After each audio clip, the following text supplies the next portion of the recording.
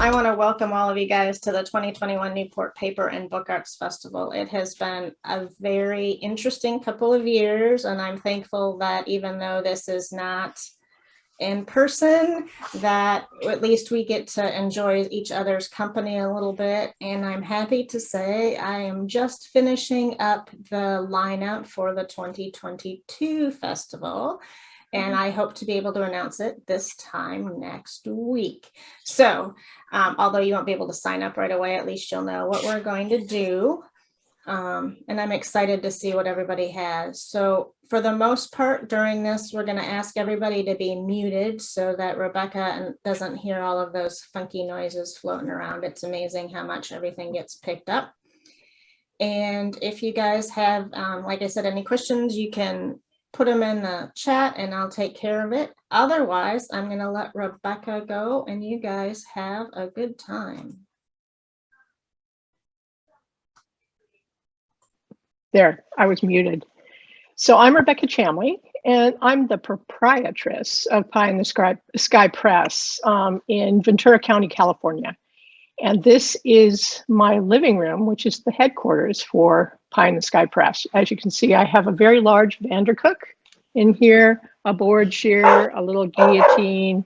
I have all the things I need to make my artist books.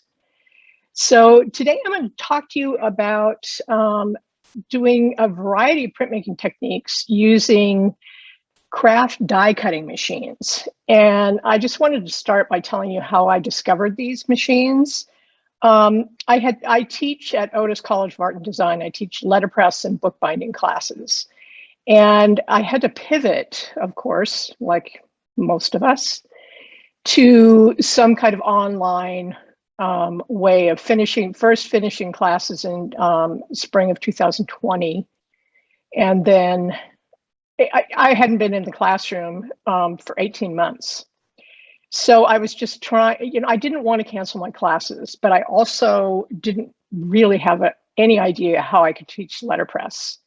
So I came across these machines. I found a Facebook group and it's called Craft Printmaking or something, and really got interested and started to watch a few videos. There wasn't a lot out there at that point. But I figured out at least my students, and I talked my school into buying a whole bunch of them, and at least my students could print while they were at home, and I was teaching them on Zoom. And it ended up being great. I have many of those students that took Intro to Letterpress with me last semester in my advanced letterpress class this semester in person, and none of them have ever touched type or a real printing press. So it's like they're starting at the beginning again, but at least they know how to carve images and print, albeit with a little toy press. So I'm going to show you a couple different kinds of presses. And first I'm going to share my screen and go to my webcam. Hopefully everybody can see this. I'm going to move some things out of the way. Okay, so right now I'm going to move my laptop up there. Okay, so this is not the press we ended up using with the Otis students. They used a press called Bira, which is also known as Sunlit. And we were able to get a really good deal on a bunch of them, and they were in the Southern California area. So it was easy to get them. They gave us a really good deal. But this was the first one I bought, which is a Evolution Advanced made by a company called We Are Memory Keepers. And so I'm going to open the box. I love unboxing videos. So I'm going to move some of this aside. I'll explain what all this stuff is. So here's the press. And the advantage of, and the reason I sought this press out was because it's adjustable. And I'm going to work with some presses today that are not, and I'll show you how to do that. Like the Big Shot is not adjustable. So one thing you should always keep in mind, if you buy one of these little fold up ones, you'll be going, where is the handle? And the handle is in one of these little drawers. Oops, not that one. Very sticky. So the handle goes, you unlock it. You can get it to do it. And fit it over that. And then lock it. So it also comes with, it's a little greasy. I think I tried to oil it to make it a little less sticky. So it Rebecca, comes. I'm going to interrupt you for 1 second. Can you flip your camera view around so you're not upside down? I wonder why it's doing that. So let me. I know on mine you can do it in the Loggy software.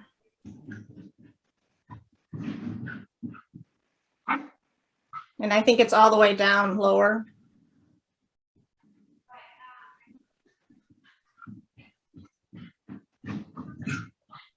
Haven't had to use this thing for a while. Okay. Let's see. Oh, up just a little higher under your.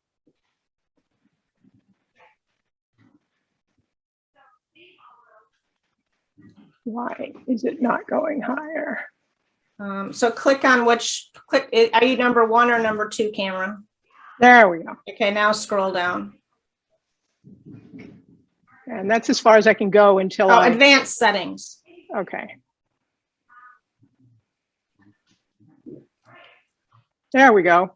Nope. You want it this way? There. And I'm also going to do it the other way. So I can see myself. There we go. Does that work? Okay. Thank you for telling me that. Because I have been, I have had a little hiatus from Zoom teaching. So, okay. So the machine comes with some platforms, and these are used for its die cutting functions. And so with a die cut, you can punch holes in paper or cut shapes out of paper with a die. And so you have kind of a cushiony kind of thing, and you build up a sandwich with your die, your paper, and these little platforms. I just don't even use those. This is the basic platform, and I have a little registration thing here that I'm going to talk about in a minute. And I also use felts. So I'm kind of transforming these little presses into etching presses. And I don't know how many of you have used etching presses. But so the platform goes in, and then you roll it through. And I got this little machine for $30 on eBay used. Did smell a lot like cigarette smoke when it came to live here, but it's since dissipated. So this is the adjustment knob on it. So you can increase the pressure or decrease it. I find that just off center works well for the material I'm using. So it's very handy because you don't have to make kind of a complicated sandwich in order to get the right impression to print. So that's that machine. That was the advanced. Evolution. This is another one. It appears to be a little dusty. This is the XCut Express. And these are very popular on this Facebook group. So they open up like this. They have the adjustment knob on the top. And what you do is you slide this over and create a platform. And there's a lock in here that you should always lock. One more question for you, Rebecca. Everybody wanted to know where they get the felts. The felts, it's in your resource guide. I get them from a place called Etna Felts, and you can use craft felt. That's what I had my students using. So with this one, where's its platform? It had a kind of a, I think it was 8.5 by 13-inch platform. And what I decided to do with it was to purchase, this is a cutting board, a kitchen cutting board, cut to size. And so what it does is it allows me to use this like an etching press, where you can print, you get this going. Let's see.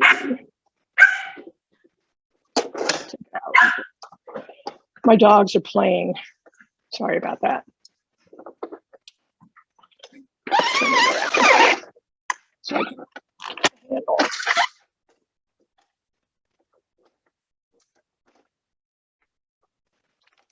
So get it going. So these, I have to admit, are very hard to find in the United States. I got mine on eBay and it came from England. But when you're printing, you can just throw back the felts. I don't know how many of you have ever used an etching press, but it really increases the usability of these things just by being able to have your platform in here all the time. The littler ones, you have to take them out and make your paper plate sandwich and then put them in the machine. But this one, and I've done something similar with my Big Shot. It's sounding a little wobbly. And this is a registration guide, which I'll talk about in a minute.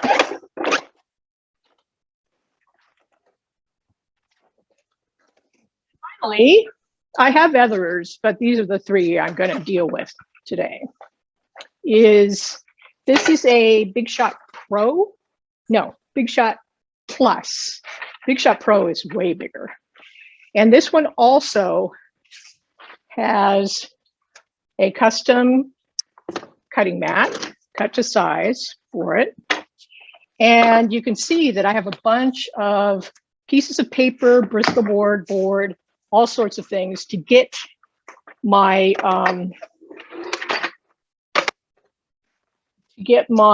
enough impression to print what I need to print. And so these are etching felts from Etna, cut to size. And this one is called a catcher, which is the thinnest. And then I use a pusher as well. I don't use the thicker cushion, which is about 1/4 inch thick with these guys. I have I think I was flattening paper with this thing. Out one of my. So you have to fiddle around with it to figure out the kind of impression you need for the various things that you're printing.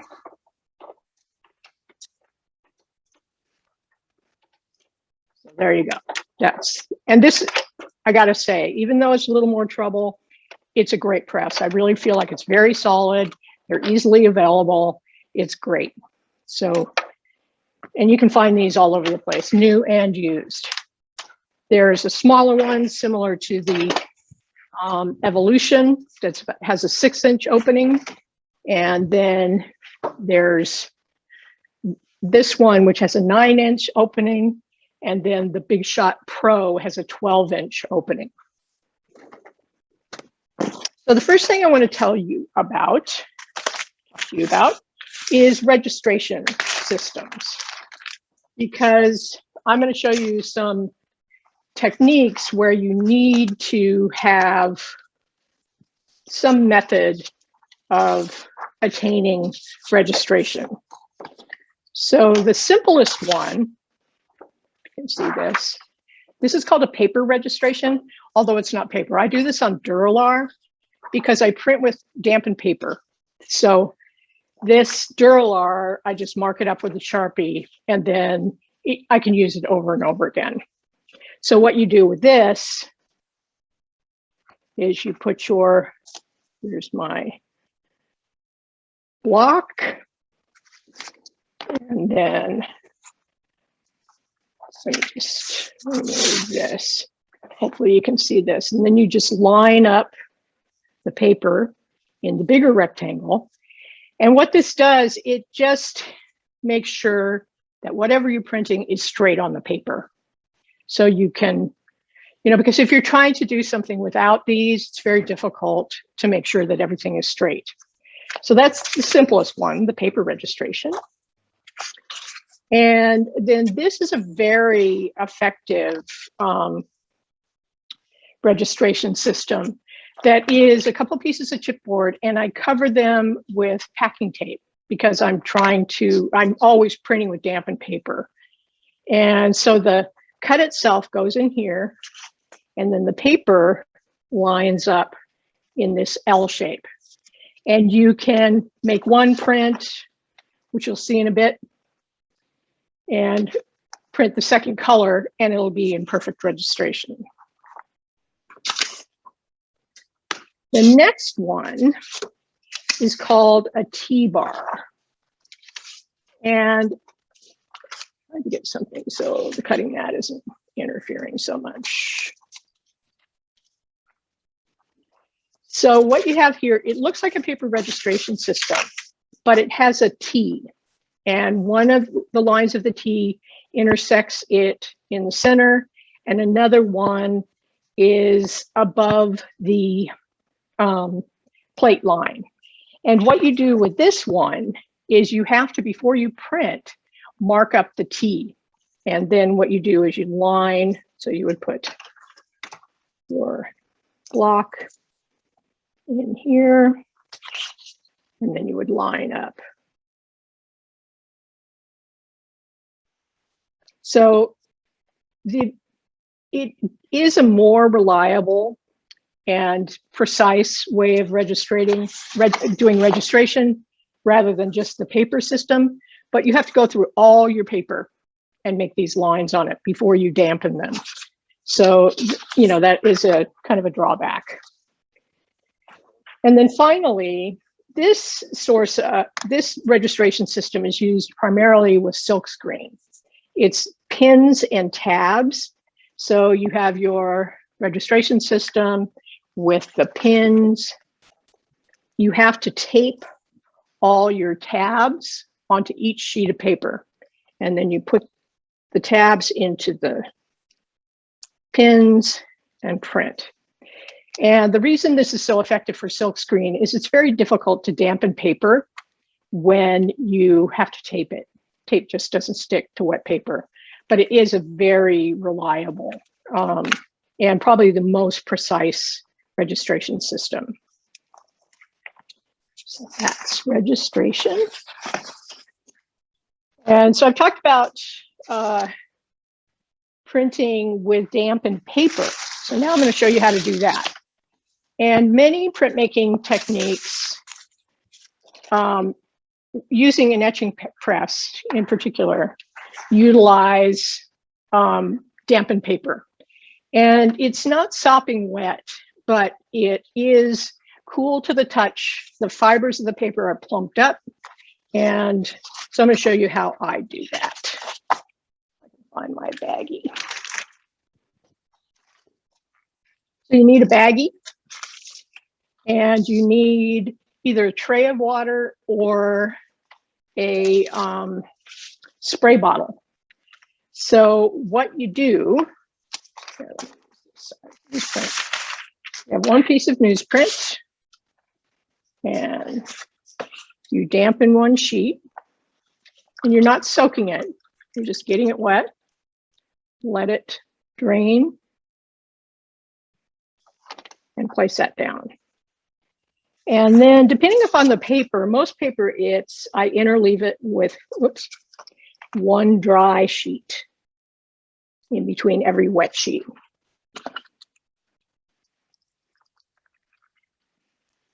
So a damp sheet, wet sheet, dry sheet.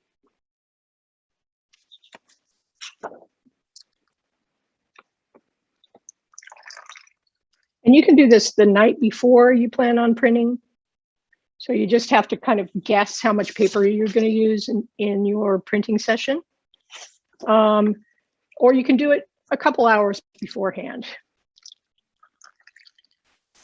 So then once you get your little, so I have a damp sheet, a dry sheet. I'm going to put them in a baggie with another piece of newsprint over them.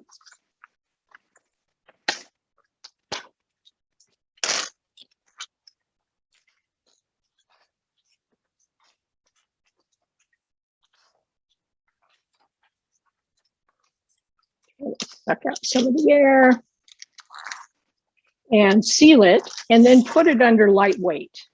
I have a lot of these pieces of plexiglass and then some kind of lightweight. These little irons. And then through the miracle of capillary action, your paper gets uniformly damp throughout the entire stack. Any questions about that?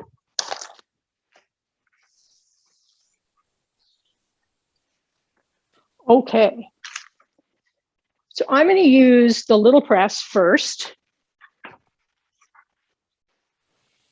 And I'm going to show you how to print a one color linoleum. So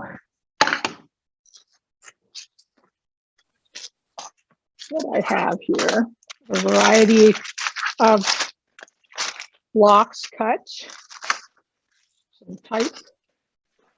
So you can use a variety of materials. This is unmounted linoleum. You can't use mounted linoleum because it's too thick to go through the press. So unmounted linoleum works. This is something called Easy Cut from Blick, I think. This is Richardson Easy to Cut Lino, which is a vinyl. And my favorite, oh, here's this one, which is another, it's called Richardson Clear Carve.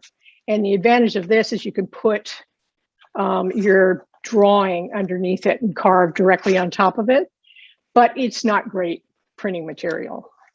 My favorite stuff is called Gamubon, and it's a Japanese material that was developed for Japanese school children to learn kind of beginning woodcut printing.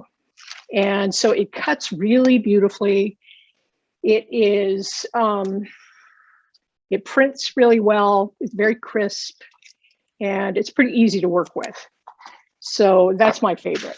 And in the resource list, there's a suggestion of where you can get it. I get mine from McLean's in Oregon. I don't know if you ever, do they have a physical store? I would love to go there. Okay, so I'm gonna get some ink and talk about ink for a minute. These are, they're kind of vinyl placemats. You get,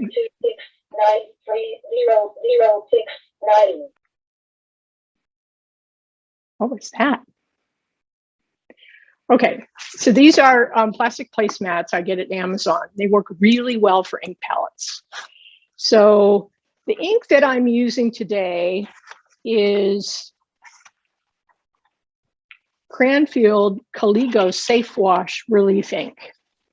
And I used to use a lot of Akua inks, but I've really, through just kind of using this ink, it can be used for a lot of things like monoprinting. And they also make an etching ink that I'll use later. So this is, it's washable. You can wash it up with soap and water.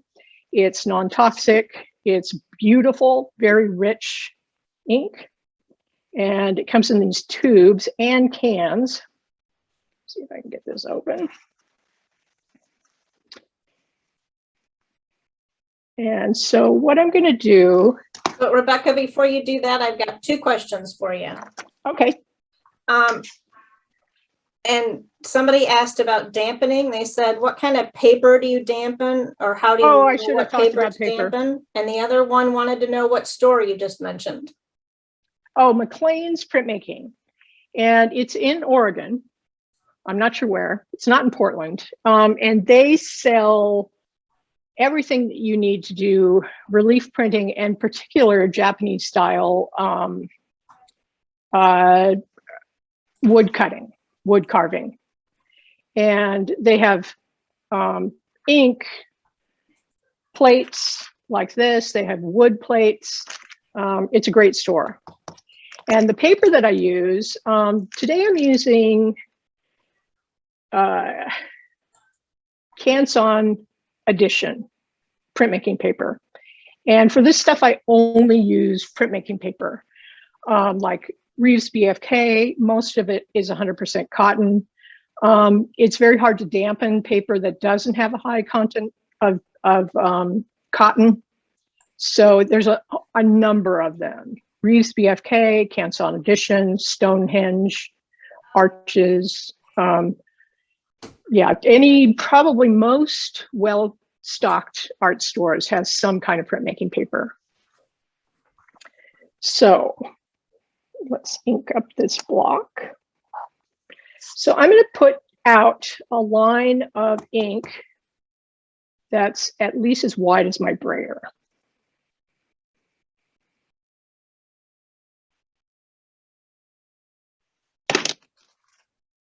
And my space gets a little crowded.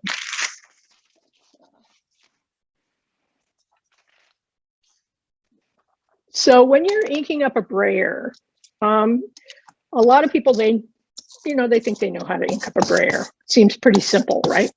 Well, brayers, because they're round, if you saw the brayer back and forth like this, you only ink up part of the brayer. You need to make longer sweeps and pick it up and let the brayer roll. I'll have something on there that I don't like. See if I got rid of it. Yeah. And so what you're listening to in terms of the ink is they say it should sound like sizzling bacon. And so if it sounds really slurpy, you got way too much ink going on. So I'm going to ink up this little leaf. And one thing you can do is use a piece of uncut material like this as kind of a roller support. And it helps to not ink up so much of the background. It will happen. Inking with a brayer is tricky. So I'm going to take a look at it, and you can tidy it up, but I don't see any. So it's covered with ink. Move these things aside. Get my little press. And so for this one, I have just a paper registration system, but this, I sized it for a 4x6. This is a 4x5. So I'm putting that in the center there. And then I have some pre-dampened paper in the smaller size for this press.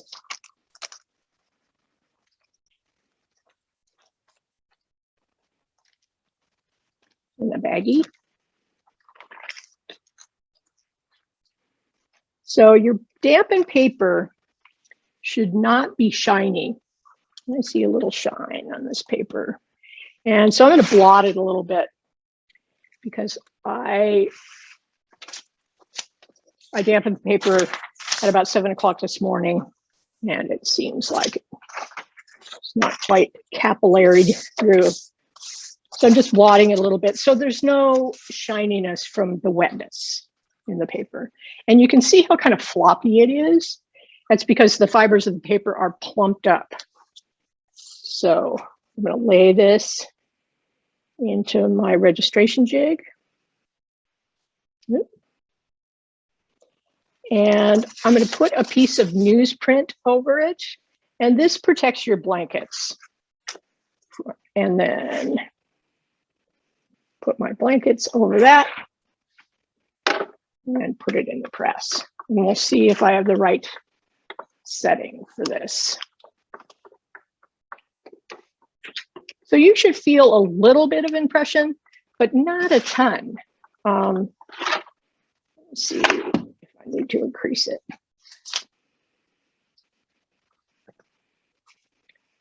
So that's a fairly good print, but I think I can use a little more impression. So I'm going to adjust this.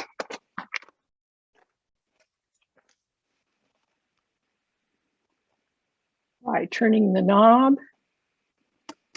You have to push this knob in and try it again. So I'll have to re-ink.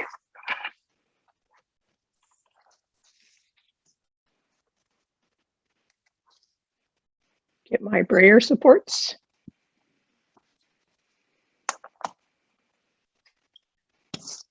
Recharge my brayer. You'll notice that I go back into the ink because a lot of time you'll get kind of a mark from the texture of the block on your brayer.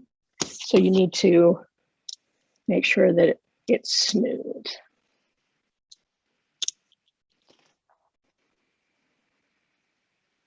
I'm just checking to see if there's any fall off from the ink, and I don't see any. Try this again. A piece of paper.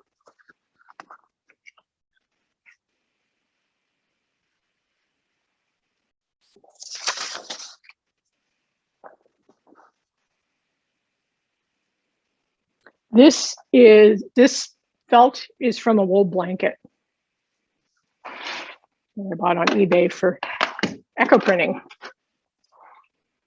It makes great printmaking felt. Now I can definitely feel that I've got more impression. But as you can see, it's not that hard to turn. What we got here? Well, that looks pretty good. So that is one color, linoleum. And I'm just going to wipe this off a little bit with a rag.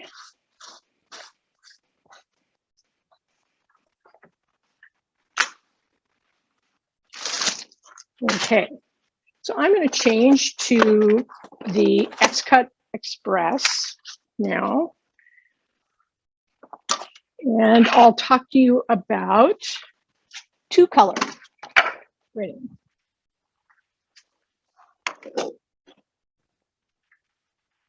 This one takes up a lot more room.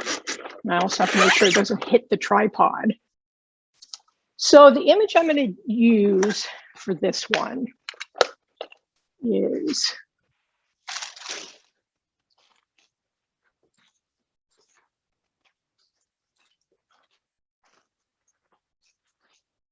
I have two plates here. And I'm also going to show you how to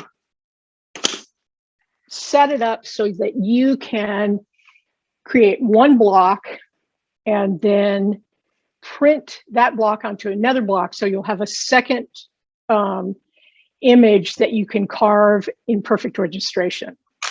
So Rebecca, had somebody asked what kind of rags you use when you're wiping things off? Those are shop rags from Costco. I get a big thing of them. Thank you. So I'm going to put this down in the middle and tape it down.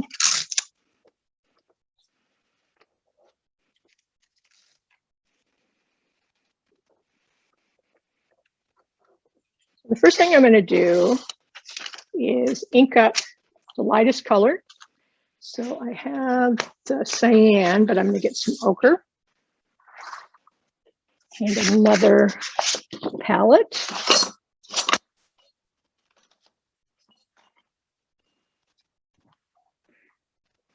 I'll move this thing out of the way. This is tricky, managing all these parts so that you can see everything. Okay, so new palette.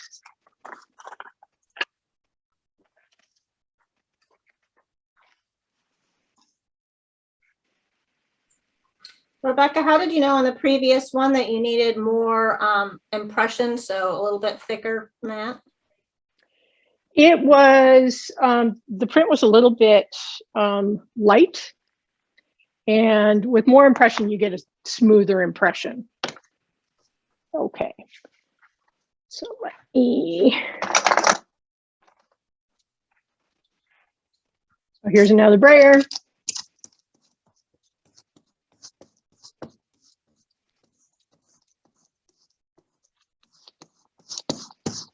And I'll just check make sure the brayer is evenly inked up.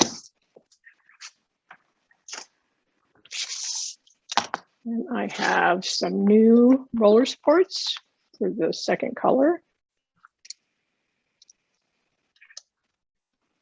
Oh, I need that.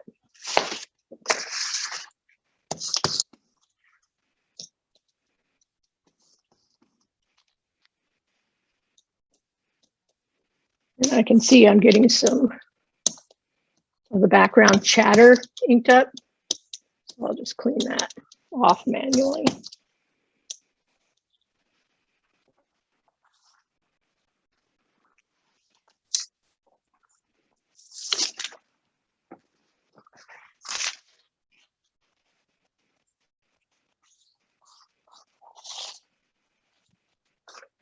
You know, a lot of people use the chatter or the texture in the background when they carve their image to great effect. But I happen to be a person that likes it a really clean image. So I have a dot on the back of this, and I also have a dot on my registration jig right here. So I'm going to make sure that I line that up with the dot. And then when I pull out a piece of paper, I'm also going to put a dot on that, because each piece of paper is going through the press more than once. So you want to make sure that you put the paper in properly. Otherwise you have a problem. This paper is quite wet again. So I'm going to blot it.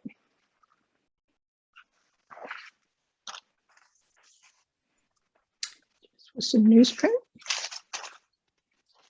Somebody asked if the ink needs to be thinned, or are you using it straight out of the tube? I'm using it straight out of the tube.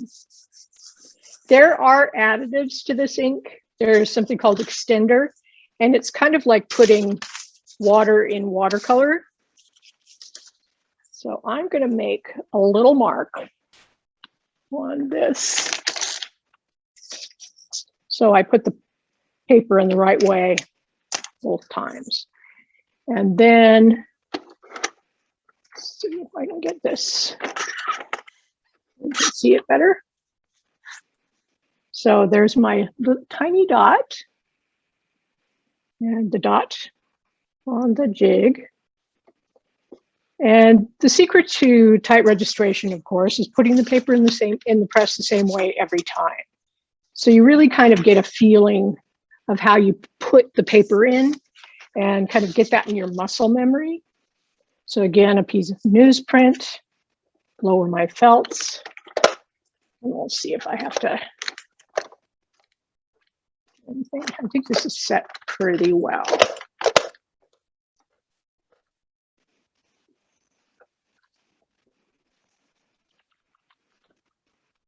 So that's a very nice print, nice and even. So I'm going to do it again, just in case, make another one. And I'm going to put this piece back in the baggie with the other dampened paper. So let me get this out of there. I'm just going to blot this paper a little bit.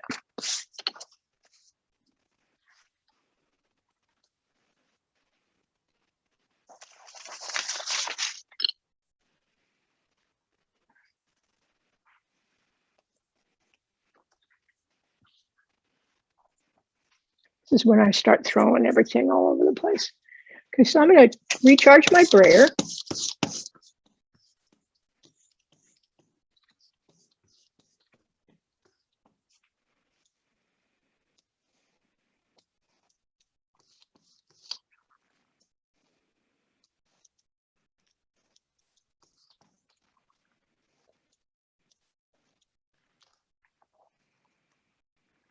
Okay, this is going to be out of view for a minute, sorry.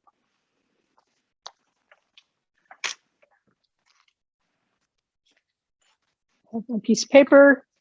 I'm going to make a little dot on it. So when I put it in to print the second color, everything is lining up.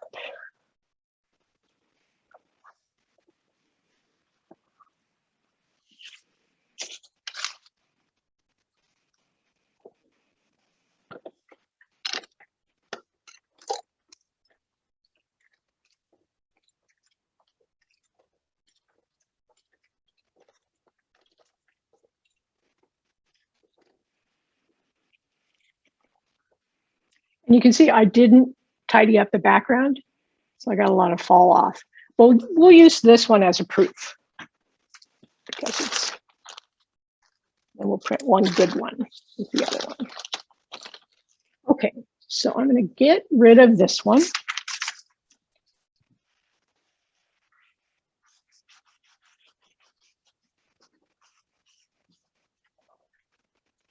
Set it aside. And then find my second color.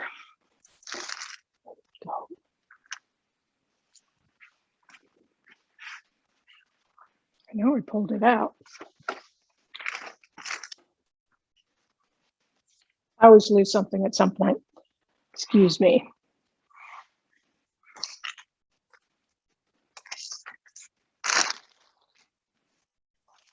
That's just ridiculous. Sorry.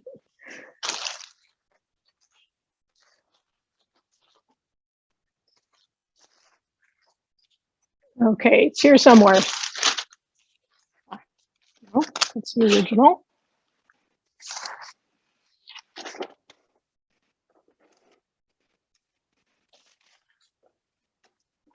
Over here. So someone asked if you can keep using your ink over and over, or if it gets clumpy. This particular ink doesn't dry that readily, so it's great because you can use it practically all day. And I've been known to leave the wet ink on the palette overnight. So this is kind of ridiculous because I really can't find my second color plate.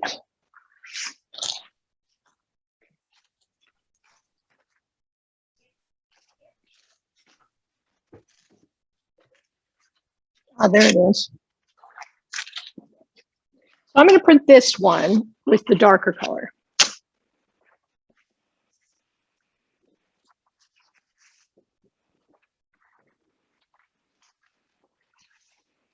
So you can see this has a lot less detail. It's more like the shadows. So my sienna brayer and my sienna supports.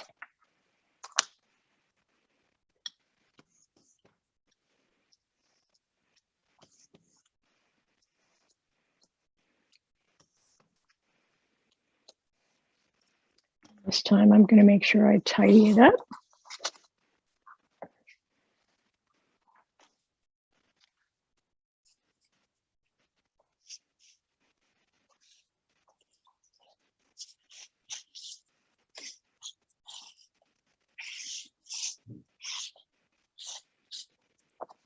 Okay. So this also has a dot.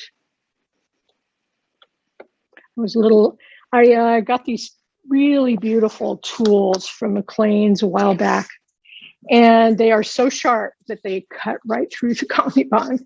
So that's why that one's a little hacked up. Okay, I'm going to get one of my pieces of paper that I've already printed.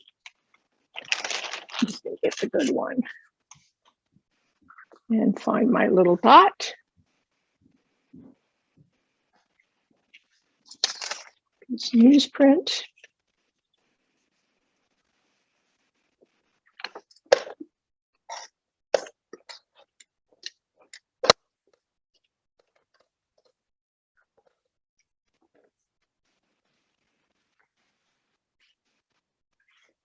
There it is.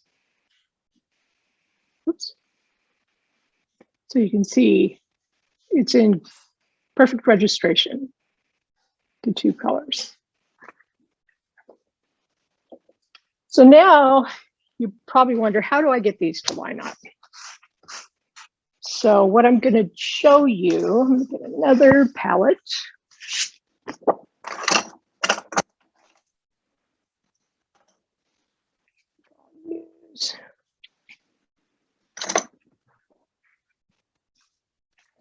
You know, I'll just try to do this with the ochre to see if it shows up. So what I'm going to do is take my first one. So if I was doing this and trying to determine, I would have had a drawing. And I'm going to push this over to here. And I would have transferred that onto the block. I prefer to use some carbon paper for that. Transferred my first image. And then with the print on the first image, I would kind of sketch out what I want my second color to be. So this is my first image. And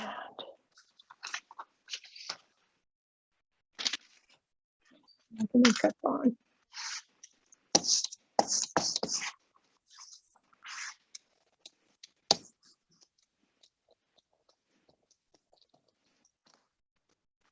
And this is a registration proof, so I don't go too crazy cleaning it up. Make sure that my little dot matches the dot on that. So what I'm going to do now is take a piece of Duralar. This is Duralar. It's a kind of a mylar material that's frosted. And you know what, I'm going to do this. And I'm going to tape this down. So I'll put this into position.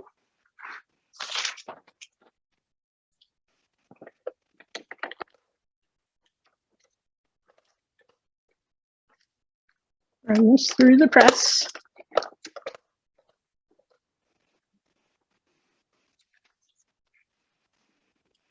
I'm going to actually bring this all back so you can see what I'm doing. Go off camera.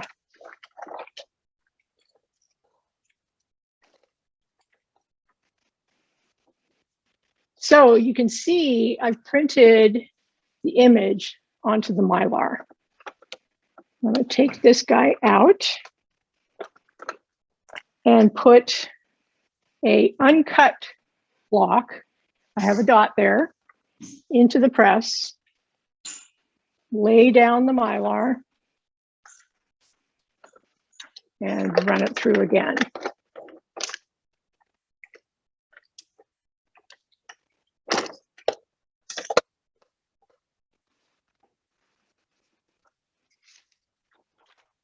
So what I have is the image printed on the second block, and then I can determine what I'm going to cut, and it will be in perfect registration with the first one.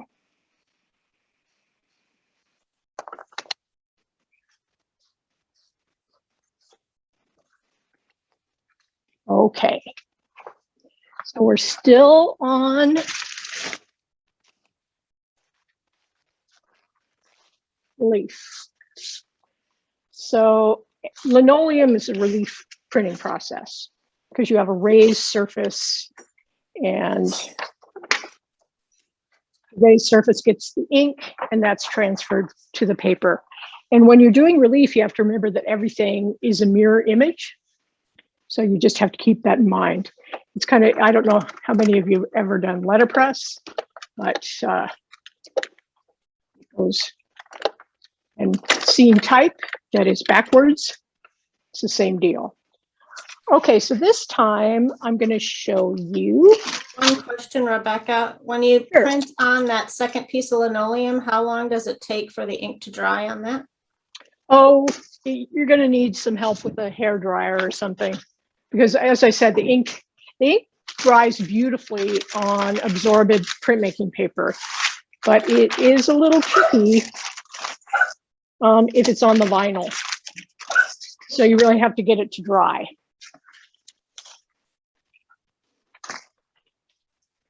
Okay. So what I have here is an image that I partially carved. And I think at this moment, I'm going to show you just a little presentation that shows you how that reduction linoleum works. So the concept with a reduction linoleum is you start from the lightest color using the same block. You print the lightest color, cut away anything that you want to be paper color. Then you print that light color, take that same block, carve away more of it, and print the next lightest color. So here is an image of a black phoebe from a photograph I took. And I traced the photograph and kind of decided where areas of the bird's body was going to have white from the paper. So it's transferred to the block. And then you can see it's inked up. So the background is gone. Just the white of the eye, the white of the bird's belly, and some highlights on the wings. And that's what the first print looked like. You can see it's very light. And then the second one, I cut away more, but this is the same block. Sometimes these are called suicide blocks. And then that's the two colors printed on top of each other. And then here's the third block. There's the third color. And there's the first three colors printed together. So you can see here that because I'm using the same block every time, registration is never an issue. You know, I have it in my letterpress here, and I just take it out, do the carving, and put it back in the same place. So here's the final color. So you can see, and you can't go back, of course. That's why it's called suicide. So you, as you carve it away, you're removing more and more material. And there's the final color. And here's all the colors printed together. So there's four colors here: the very light kind of cream, the light warm gray, the darker warm gray, and then this sort of warm black. So I just hope that makes sense. So what we have here is a leaf. And what I have to do, I have pencil or carbon paper on this, and I want to be able to see this once I ink it up. So I'm going to go over it. The Sharpie isn't working very well.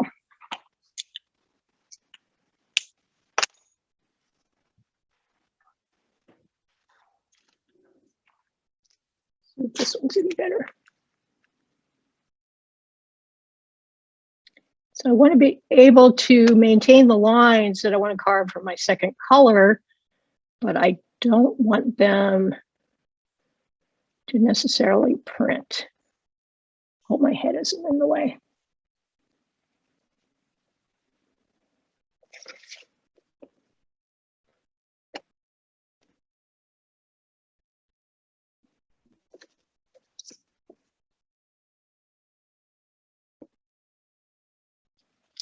So then I'm going to clean off the carbon paper.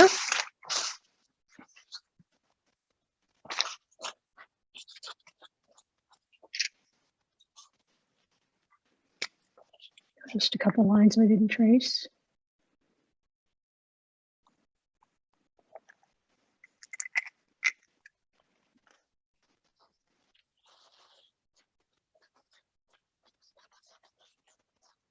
Because the first color I'm going to print is going to be the lightest color.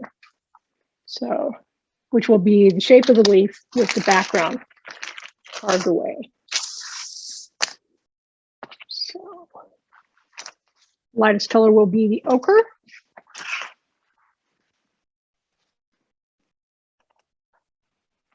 Some fresh supports.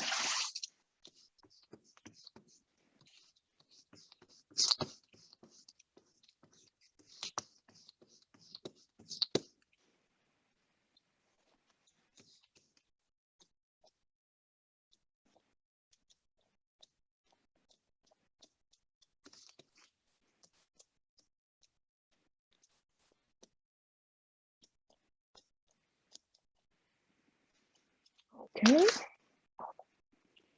So tidy up the background.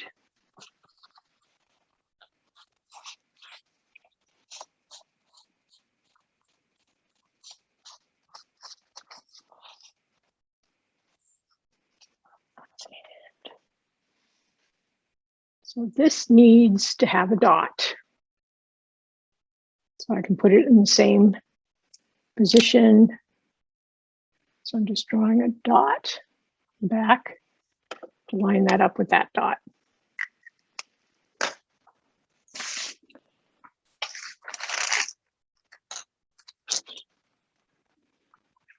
Tidy up my hand so I don't get ink on my paper. One of the great things about this ink is that baby wipes. Clean it right off.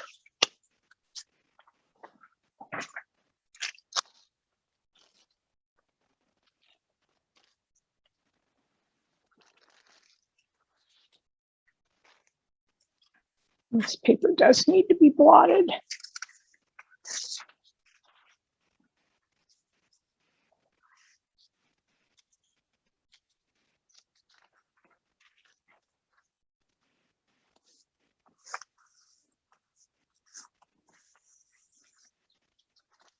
Okay, and I'll make a little dot on the paper because this piece of paper is going to go into the press twice. Line it up with the jig.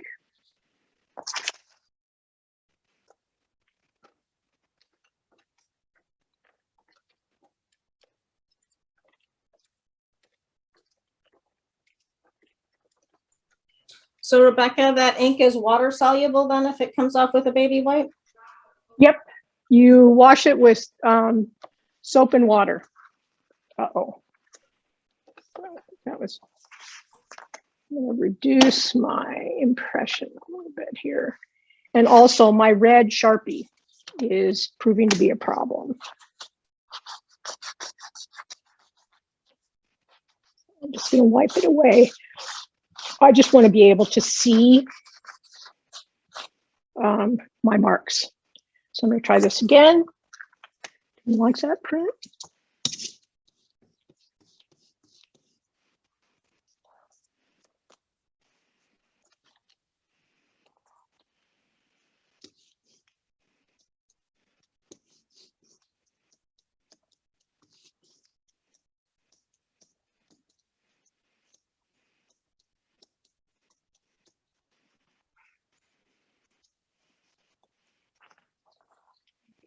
Clean it up.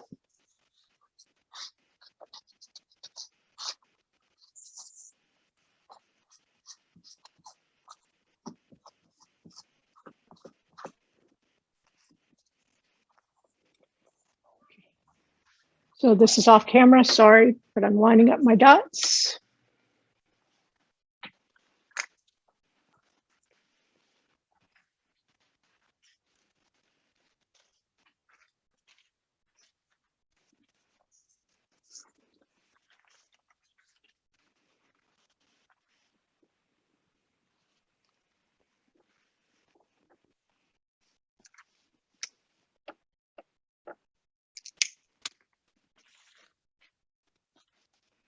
Lower the felts.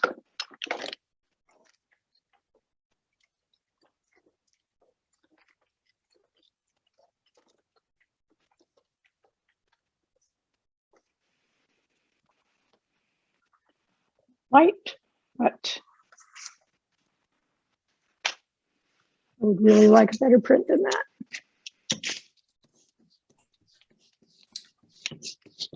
So do you wipe your block off after each impression before putting more ink on? No.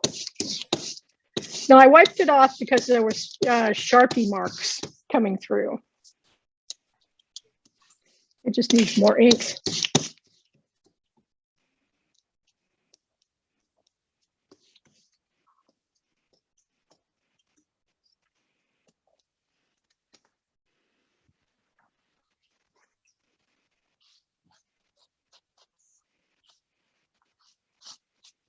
You can also clean up the background with a baby wipe as well.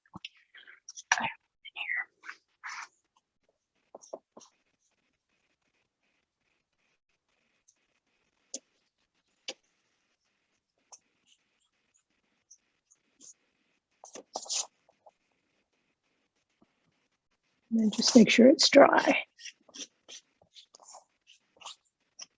I can make a decent print this time. Dots lined up.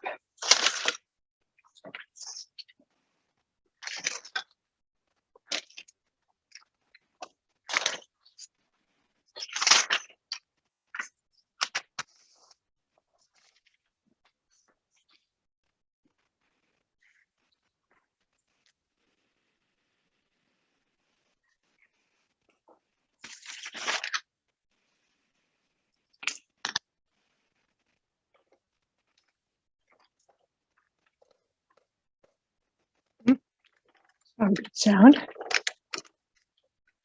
Okay, fingers crossed. I got a good print this time. Yeah, so it's nice and solid. Okay, so the next step that you have to endure with me.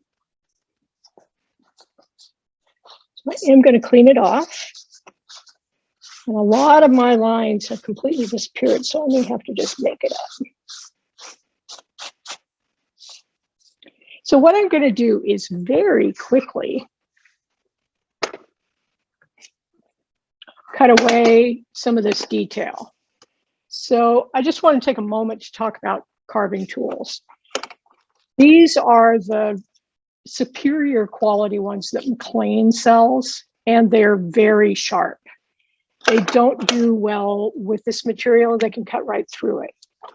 And these are the lesser versions of their cutting tools, but they're really nice. They come really long, so you fit them to your hand and cut them off and sand them. They're really nice. And then these Swiss-made palm handle, these are called Fail. This is a really nice tool also. And there's some other miscellaneous stuff and a speedball, which I never used. Kind of a tool snob. Okay. So I'm going to get my drawing just so I have something to go by. And hopefully my head won't be in the way. So I use a little bit of this kind of shelving slip stuff. So just so your hand's always behind the tool.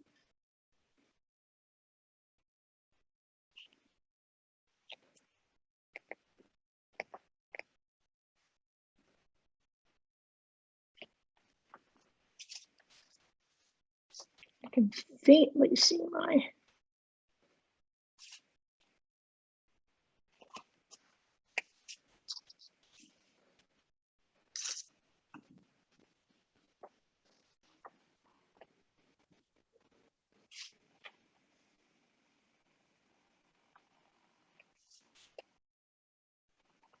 oops, slipping because it's a little oily from the ink.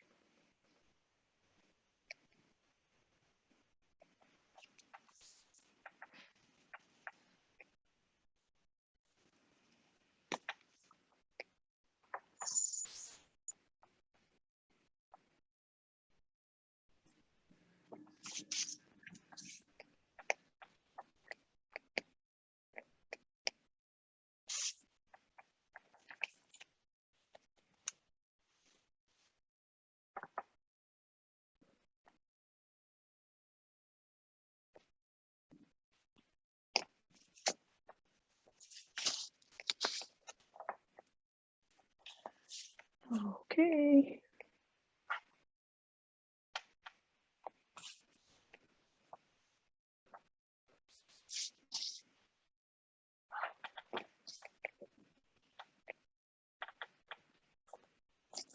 Okay, that is good enough. What I'm going to do now is ink this with the darker color. I'll print it again on the original sheet.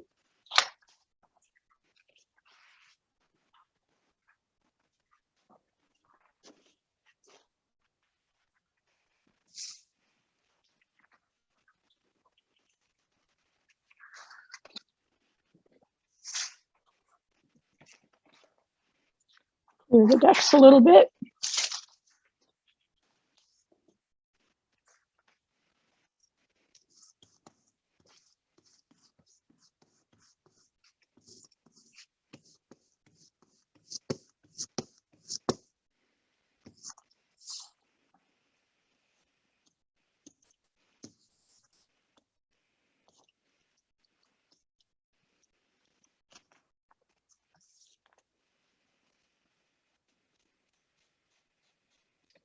Clean it up. It's just like watching paint dry, you guys.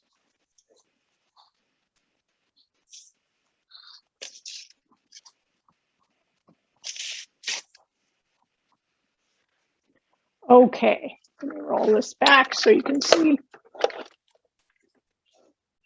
Oops.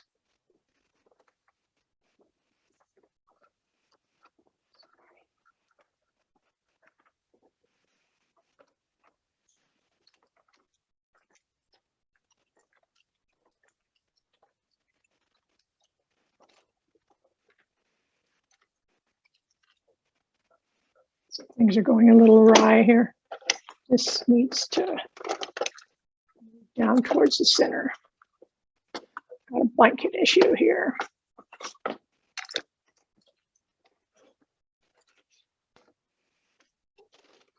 Goes in the ink. So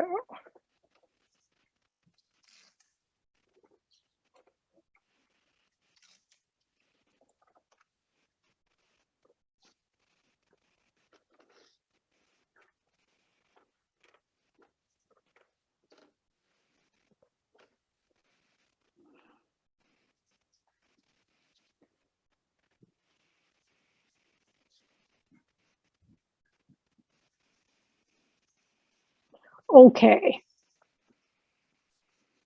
So I'm going to get the base and the felt started. And then find my little dot. Line that up. And we're hoping for the best here. Find my dot on the paper.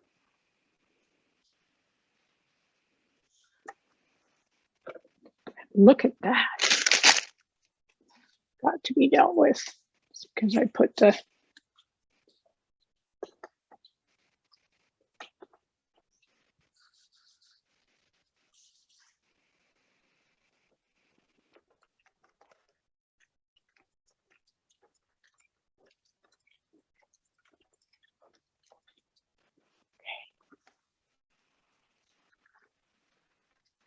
there's some little bit of fallout, but you can see how the original color comes through the areas where I carved for the second color. So that's reduction linoleum. Even though I'm not using linoleum. Okay, I'm going to clear the deck a little bit. And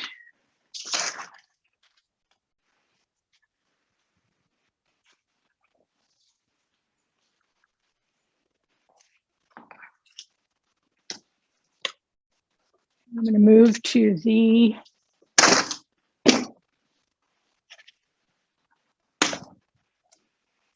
big shot. Get rid of this guy.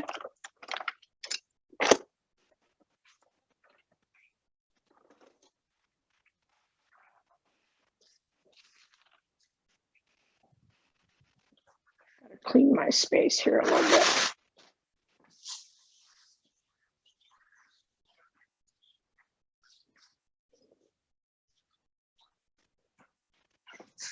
Okay, so the next thing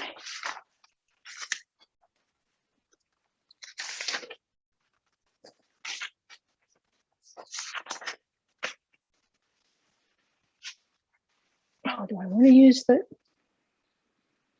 you know what I'm going to do right this minute is there's a printing technique I'm going to show you, but I need to paint a leaf so that we can print a little bit later because the paint has to dry. So this is just, you're really going to like this. You have to start.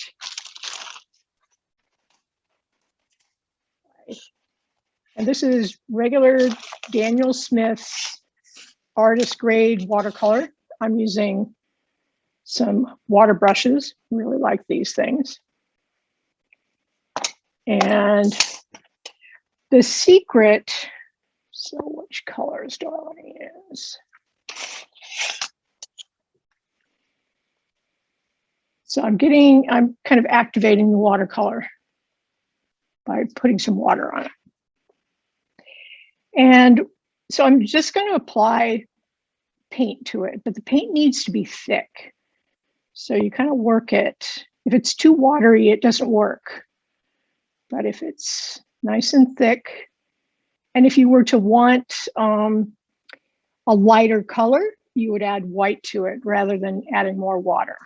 So I'm just going to, I think I'll start this beautiful, this is Elizabeth, alizarin crimson. Try saying that. So I'm just going to really lay on as much paint as I can. I like to do these little gradations. I'm going to go over to this maroon. Rebecca, are those real leaves that you've dried? Yes. Yeah, this is a real Western sycamore leaf.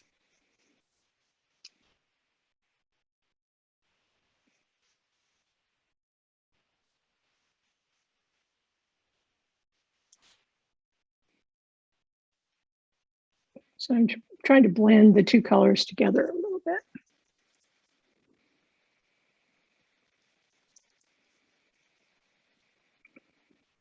And I'll go to this beautiful purple called Moon Glow.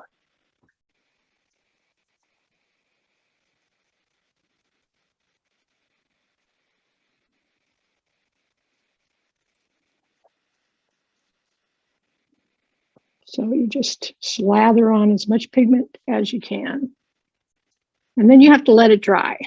So it needs to be matte in color. And as you can see now, it's really pretty shiny because the paint is wet. So I'm just going to set that aside somewhere where I can't lose it. Water brushes are great because you just kind of squeeze water through them to clean them up.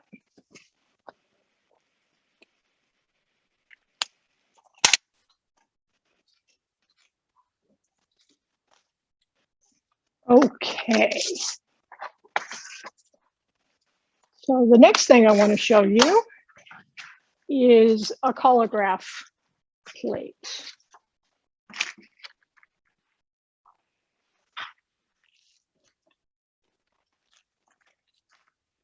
I think I am going to do this with the press I was using before because I have the Big Shot set up for thinner material for monoprinting. So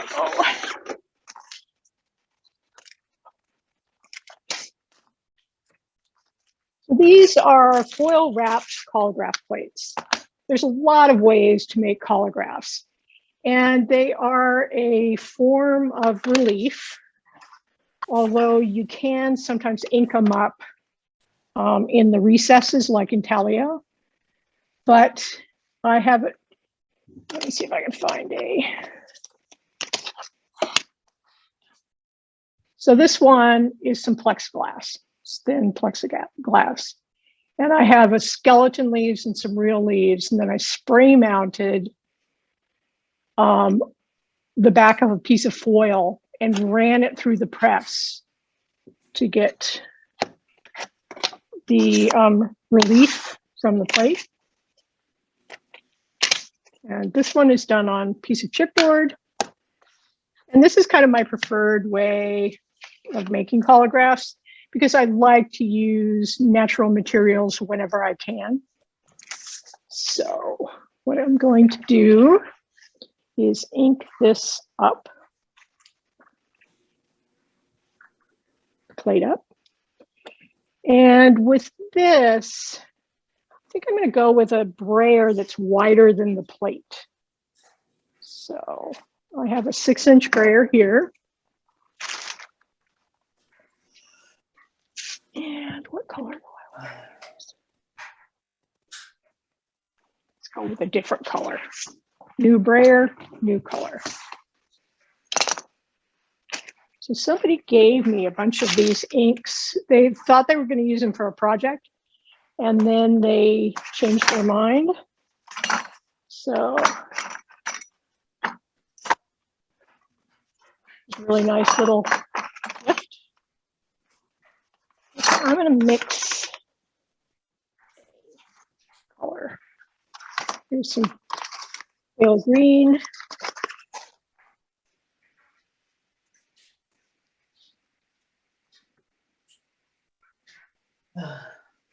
And when you're using tubes, nothing I hate more than goopy tubes. Tap them down, the ink will recede.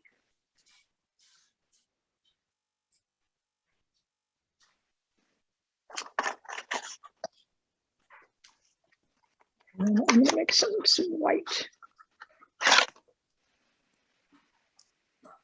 See what that looks like.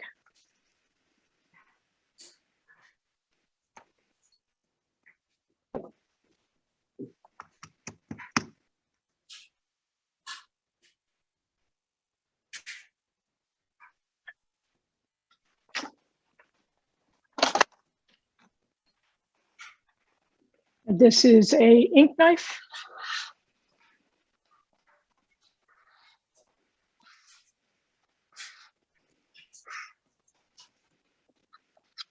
It's a pretty color. We'll go with that.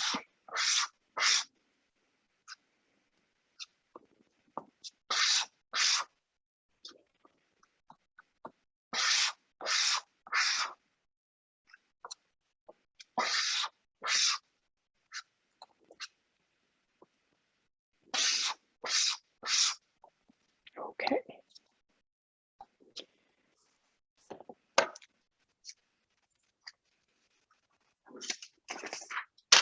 And I'm pretty sure I'm going to have to, this is much thinner material than my Gamya bond. So I'm going to increase the impression. One thing I'm going to do, try not to get this on the press again, is change from this registration jig to a paper version of it. Rebecca, sorry, I had to step away for a sec, so I have 2 questions. I apologize. One, wanted to know what side of the leaf you painted on.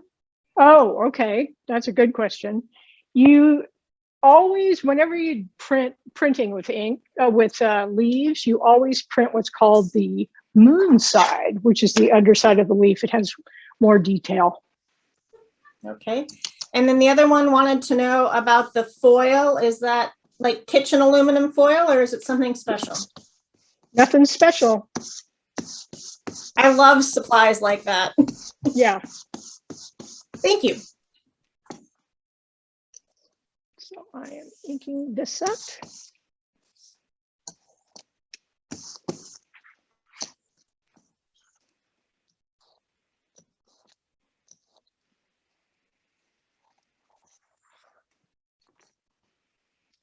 Okay, I was looking for a paper registration.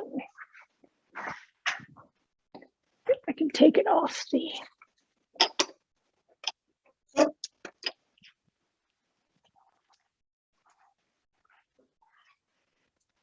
You know, I'm actually just for the sake of time,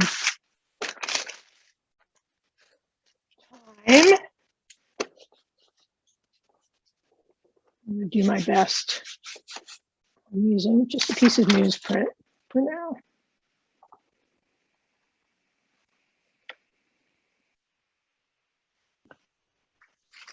So again, I'll get a piece of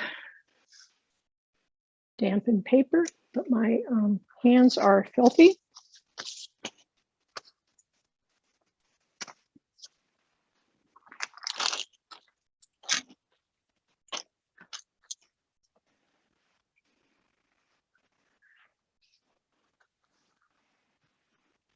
See, there is a little bit of shininess still on this dampened paper. So I am going to blot it because that can affect the way that ink goes on the paper.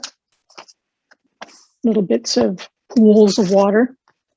So I'm going to do my best to get this straight and see what we got.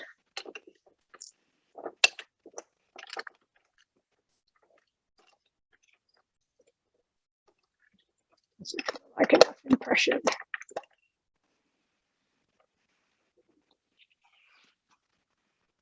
But you can see there's a lot of detail in these prints. And sometimes it even works great with collagraphs to print them again without re-inking it.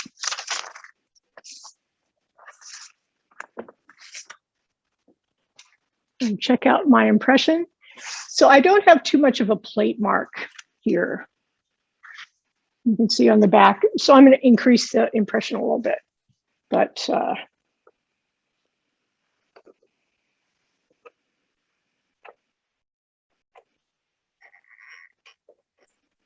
somebody'd like to know what your secret is to flattening and drying your leaves. Oh, okay. Well, I don't. Sometimes I have a very swell little. I don't know where it is. Oh, it's right there. Let me clean off this press. It's got ink all over it. I have this great little tool. It is right here. And this is a microwave flower press. And what you do, it has some felts and pieces of cotton fabric. So you put your leaf there, cover it with another piece of fabric and cover, and it has these clips. And then you put it in the microwave, and you don't do it for a long time because, as you can see, you may have noticed there was like a burn mark on this. So you try it for 30 seconds, see how it looks. And this works great. Although you kind of have to do 1 or 2 little leaves at a time. It's a little bit challenging that way. But, or sometimes I just pick leaves. It depends on what I'm going to use them for. But I'll get leaves and then flatten them in my hand and take put them in a baggie and suck all the air out of the baggie. And sometimes that will be all you need. Okay, so let's see if we can.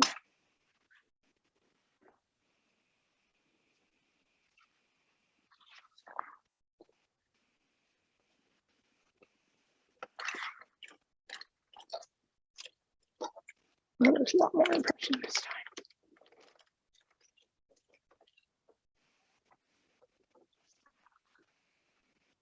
It's pretty dark, maybe too much impression. But if you continue to play with it, you will get the results. You know, I'm just kind of a little short on time because of all the things I want to show you. So I am done with this press now. Rebecca, we're about halfway through. You had mentioned earlier that you wanted to take a break at some point, so just an FYI. You know, this would be a good time to do that. Okay. So let's have a little break. I think it's hard for everybody to pay attention for, 3 hours.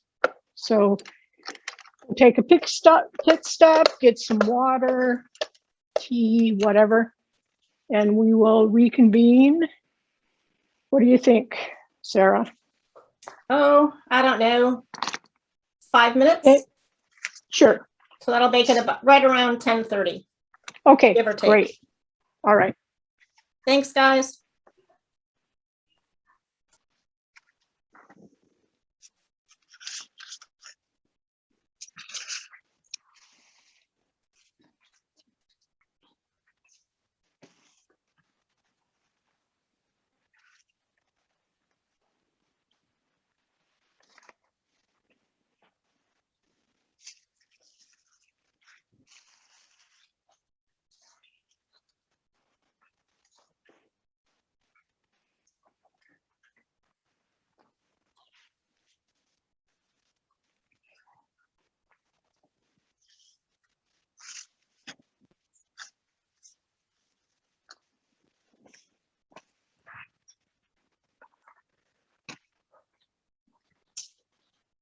What the heck, Ray?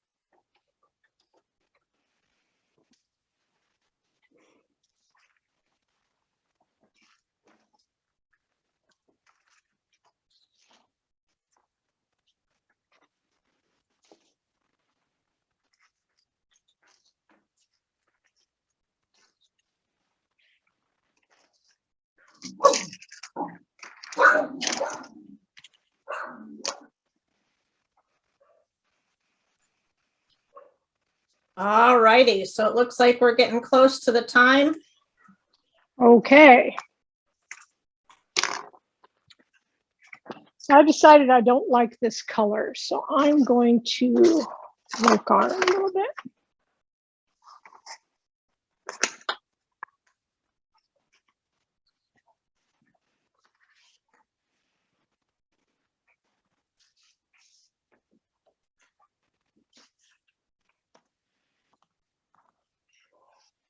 It's too bright. I was thinking I would add a little umber to it.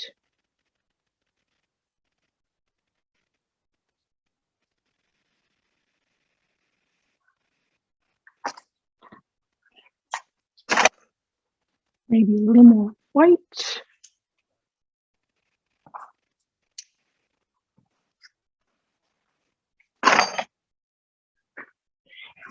Okay, so next up is monoprinting. And it's actually monotype. And there is a difference between monoprinting and monotype printing. Monotype printing is where each print is unique. And usually with monoprints, there is something that's consistent, some sort of image or matrix or something that's consistent through all the prints you make in an edition. But monotype printing, the each print is unique. And because I am, you know, I love working with leaves, I do my monoprints with leaves. So this is a monoprinting plate. And these are made by Akua that also makes ink. And they're a division of Speedball. So I'm just making sure it's kind of tidy. And so let me find my, so I have a little bundle of these here that have been flattened in my little press. So what I'm going to do is ink up the plate. And then I'll ink up the leaves. I'm just using the same brayer and hoping I can get this little toned down ink to come through.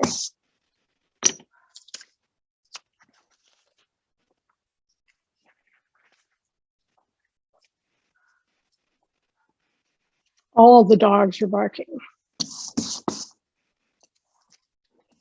And when you use a brayer on a plate like this, you always get these lap lines because the brayer is narrower or not as thick in diameter as the length of the plate. So you have to go over it a few times. There's that.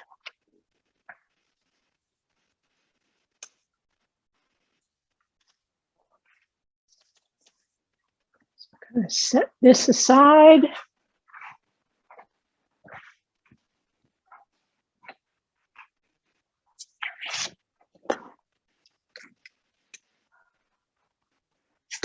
And then I have my ochre and sienna that I'll ink up some leaves.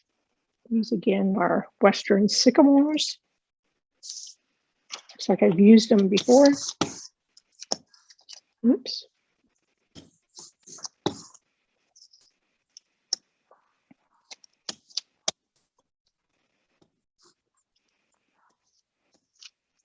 And I'm inking up on that more textured side, which is the underside of the leaf.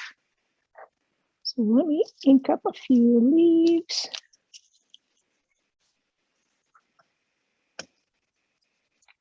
So what I'm going to show you is kind of a serial monoprinting technique where you make a print, move things around, make another print, take things off, add other things on.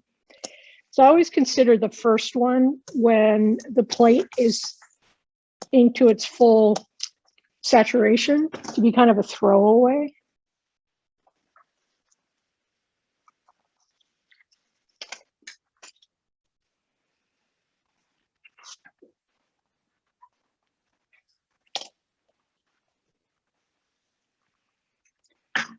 what happened to my.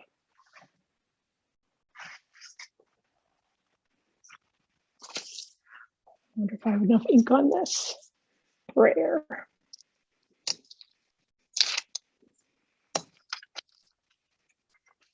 And if these are too brittle, if you have dry leaves, you can use fresh leaves for this too. I do that all the time.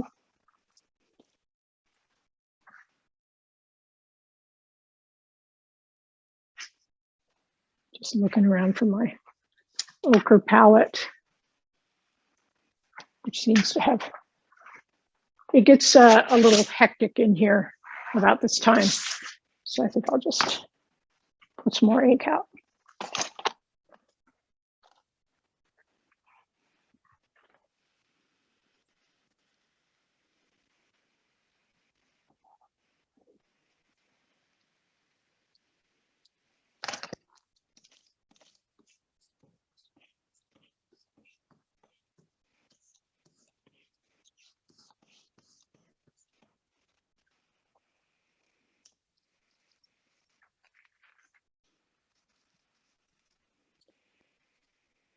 So I have a few options. You can see I have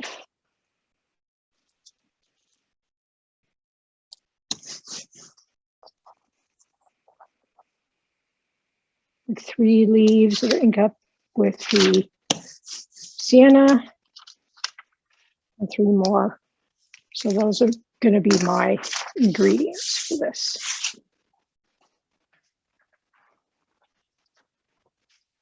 So get some paper. See if it needs to be blotted.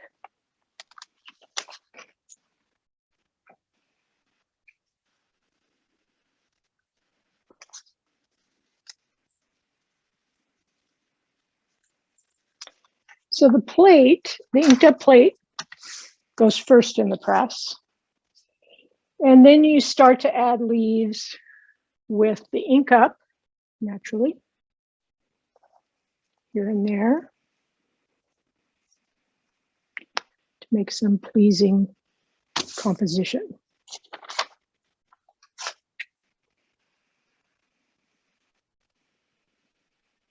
So I'm using the paper registration system.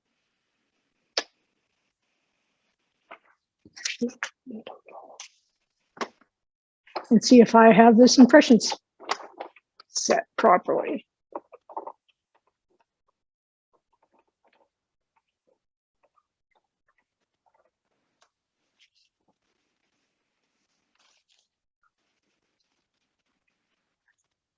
And there's my first print.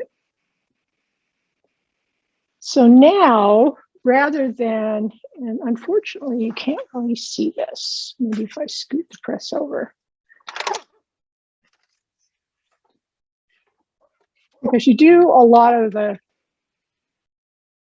work on this actually on the plate. So without re-inking the plate, I'm going to move some of these around.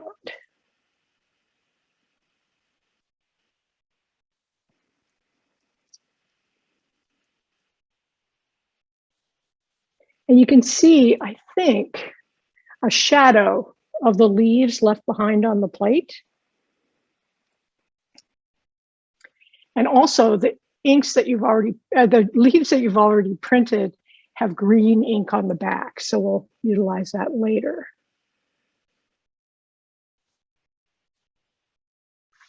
So let's see how this looks. So I'm going to print it again. And I can usually get 3, but we'll see how far we can go. So although the first print is nice, wait till you see. They get more interesting as you go along. Sure, this is sort of straight.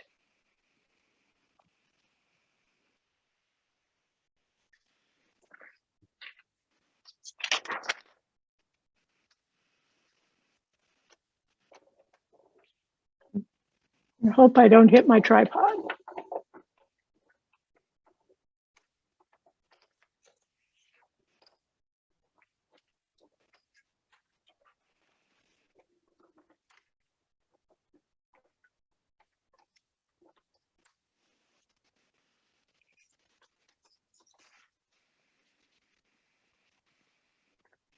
Here's the second one. So you can see these little shadows from the first. So where the background was concealed by the leaves on top of it. So now let's fiddle around with it some more.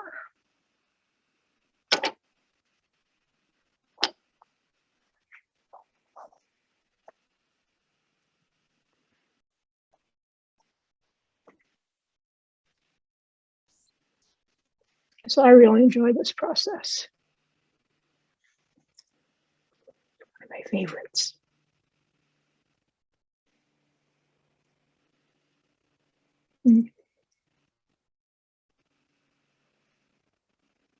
A little overlapping.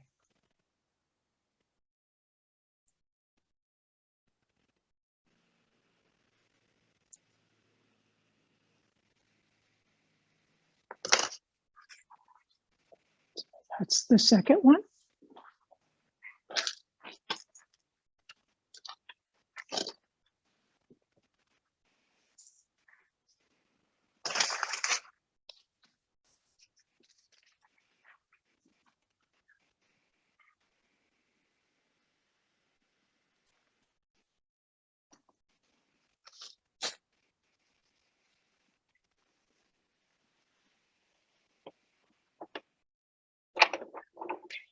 Print it again.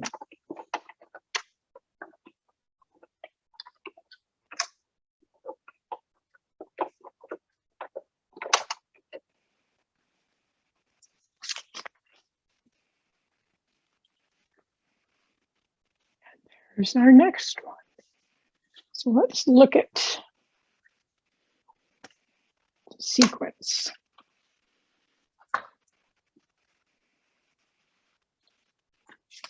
So here's the first one. And then by removing and moving them out around, we got that one. And then finally this one. It's really fun. It's my favorite. Any questions about that?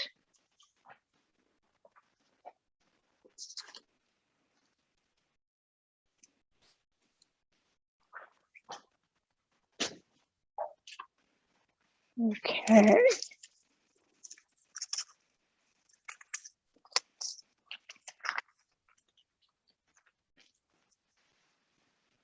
So the next thing, I'm gonna have a look at my watercolor leaf and see if it's still looks a tiny bit wet. So I'm gonna print that after this next thing. Okay, so the next thing is a process where it's called pressure printing.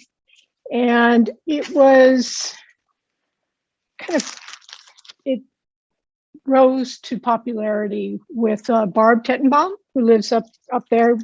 She taught at the Oregon College of Art and Craft, or anyway, she really kind of popularized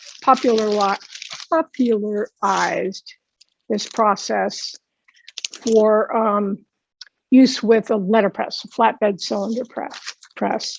And Macy Chadwick uses it a lot in her work.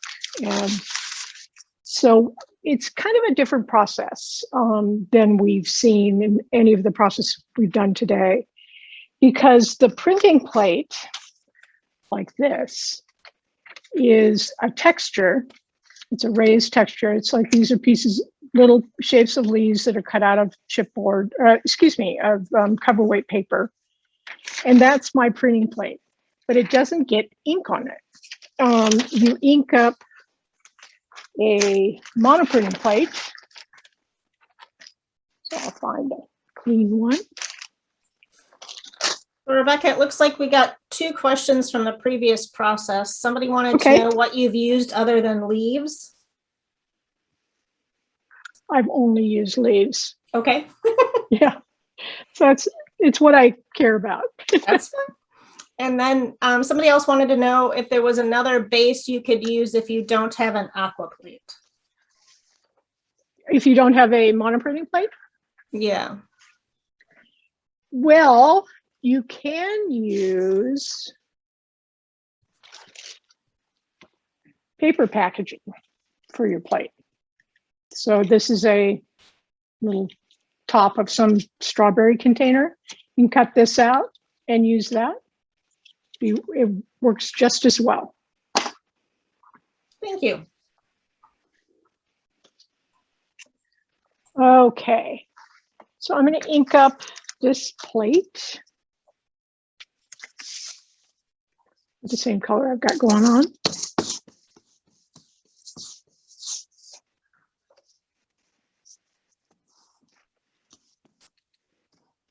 Oops.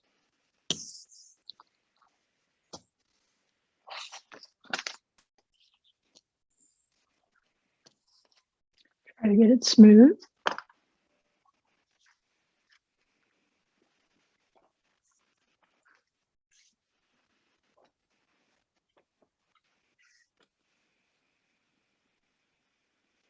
So that's the inking surface. And then with this process, this is the only process where I don't use dampened paper, because what works best is very thin paper. So this is some washi paper from Daiso. I don't know if you guys have Daiso up there, but it's like $1.50 for a big contain 60 sheets of that paper. So unlike everything else, this is going to be the inking surface. Then you put the paper down. This paper has a tendency to have a smooth side and a rough side. I'm going to use the smooth side. Place that down. And then I'm going to put the plate, the printing plate, the pressure plate behind the printing paper. Like that.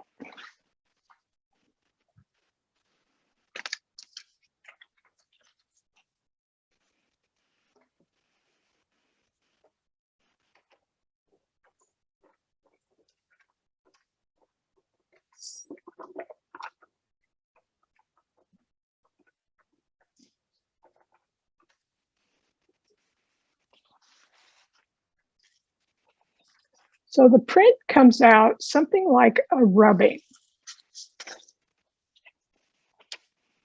And I'm going to do it again without re-inking the plate because it gets more interesting.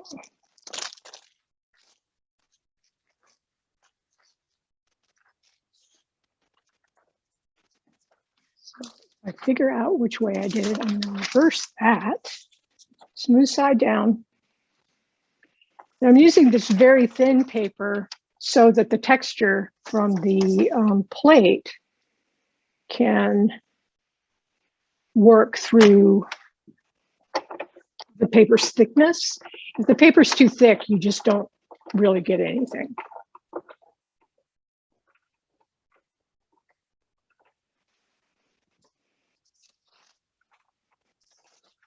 There.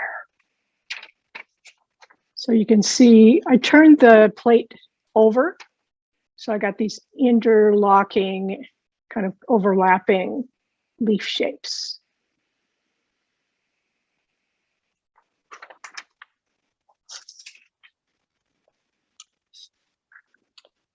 And that's pressure printing. So let's print our watercolor leaf. Let me clean up my press a little bit.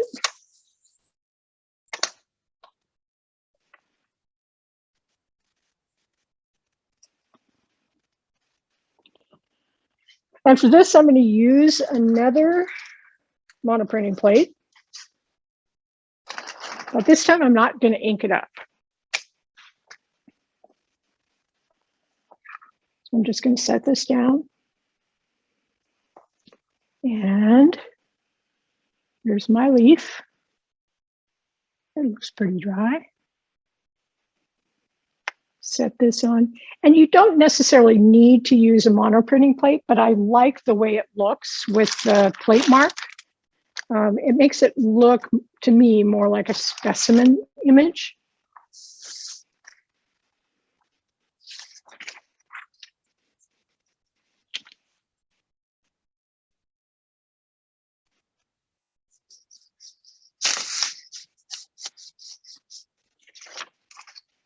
Now, because the paper is dampened and we're running through this through the press with impression, the moisture in the paper activates the dry watercolor, and that's what makes the print.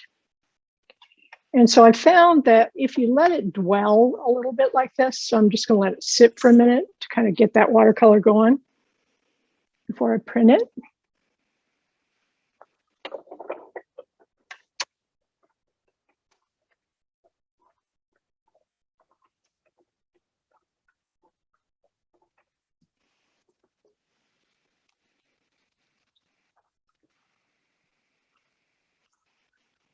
Isn't that lovely? So the watercolor is activated, and that's what makes the print. And you can print this again. So I'm going to turn it over because there's a little bit of paint on the plate. Turn it over.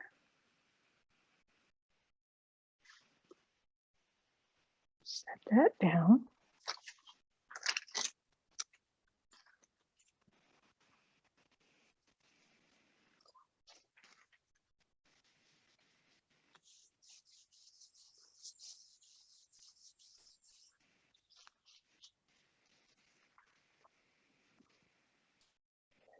And patching up in the lines of my registration plate. Let it sit for a second.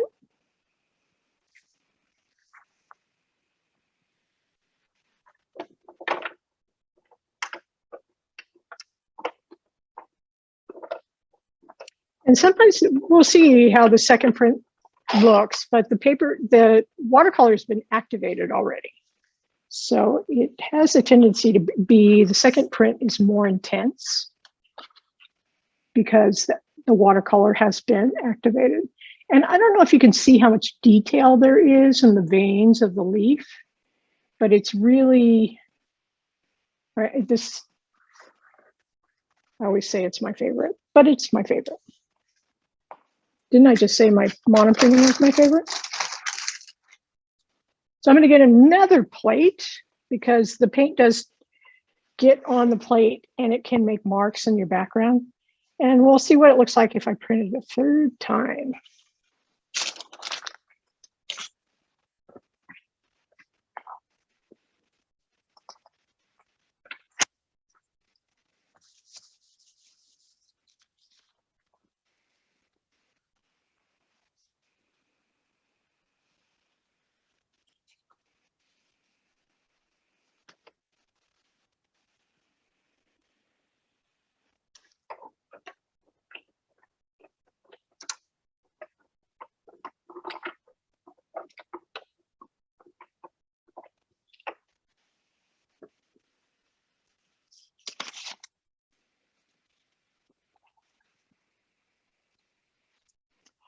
And you can see it still looks good.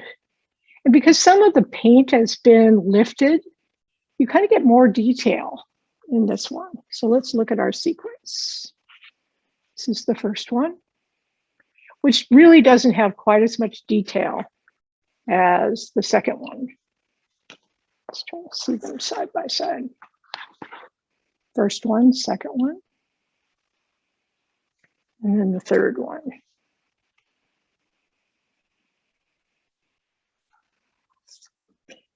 One of the problems with Zoom is that you guys are completely silent. And when you teach something like this in person, you usually get some kind of feedback. So it's always a little disconcerting because everybody's so quiet. So are there any questions about that? Yes, there's lots of oohs and ahs, so they Oh, are good. quiet. Thank you. Thank you. Somebody wanted to know what the plate material was again. Okay, it's called PETG plastic. And this particular plate is from Akua. There's a couple different ones out there. I think Richardson makes ones too, but they call theirs a dry point plate. So you could use this for dry point etching, but I actually prefer to use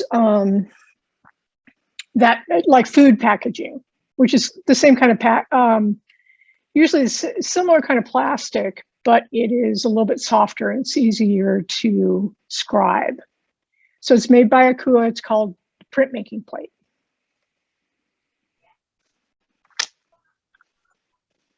Okay. Get this guy out of the way.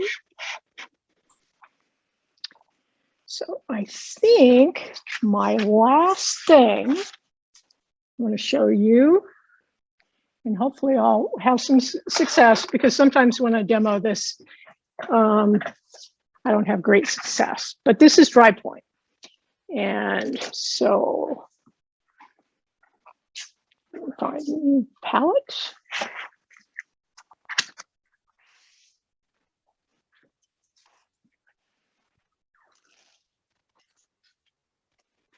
So for this, I'm using another variety of the Cranfield Calico Safe Wash inks. This is an etching ink. Etching ink usually has more, it's stiffer, so that it will stay in the recesses of the plate. So I'll show you, this is a traditional copper plate. And I'll show you the print of it. So this is etched in acid.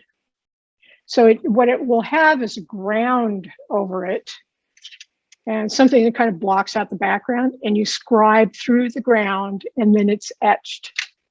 And this is a print of that plate that I made on a craft press.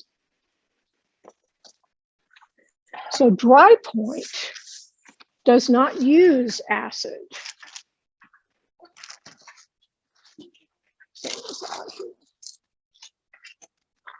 So here's an example. And kind of the advantage of this, here's a drawing of a feather. You can lay, this is packaging plastic. You can lay this over your drawing and scribe right through it. And for scribing, you use a tool like this. You can use a sharpened nail, but it needs to be pretty sharp. And when you're scribing, you do it as hard as you can. It should make a lot of noise, they say. So I'm trying to put this little pointy thing back on. So let's see how this will print. So the thing with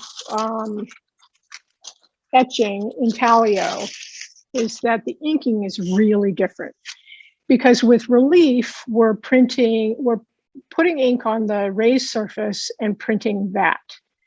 With intaglio and etching, you put ink and it gets pushed into the scribed lines. So what you're doing is kind of the reverse of relief. So it's the lowered lines rather than the raised lines. So I'm going to get out some of this stiffing.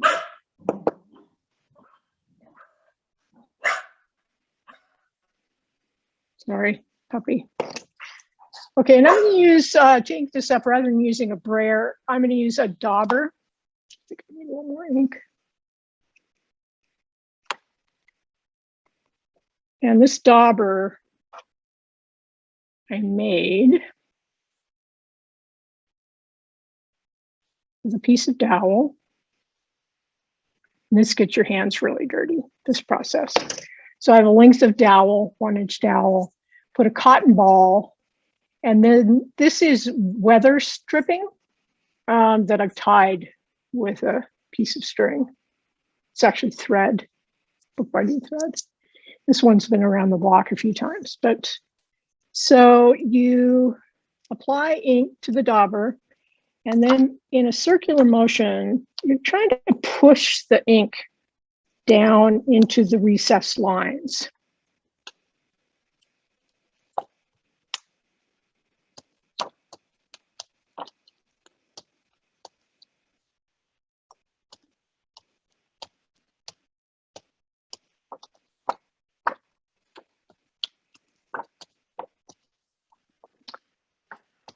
That looks pretty good. And then I'm also going to take this is soft board, and just kind of push it in a little bit more. And you want to use something very soft with this kind of material, because you don't want to, what's going to print is the burr that you kick up from scratching into the surface. So now the next step is you use, stuff is called traditionally tarlatan, and it's like kind of stiffened cheesecloth. But with this plastic material, I use a softer thing. And this is wiping fabric made by Akua. And you start with a really dirty one. And you kind of roll it until you have kind of a pad. You want the pad to be pretty stiff. So again, in that circular motion, I'm starting to wipe.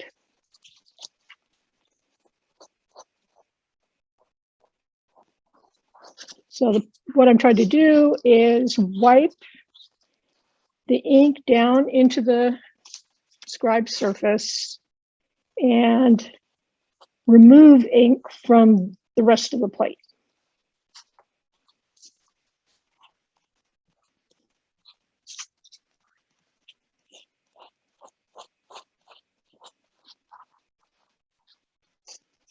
So once you're dirty, like another surface here.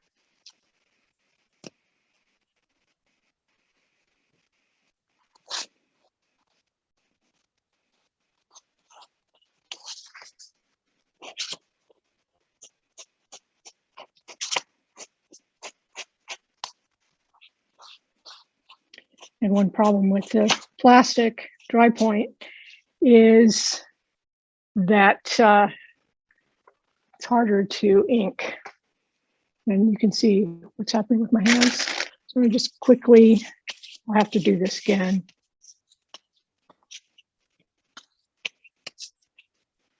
So now I'm going to go to a cleaner piece of the wiping fabric. Again, making a little pad. And further wipe it. So in this case, I'm trying to really clear the background. Actually, I'm going to get a piece of newsprint here.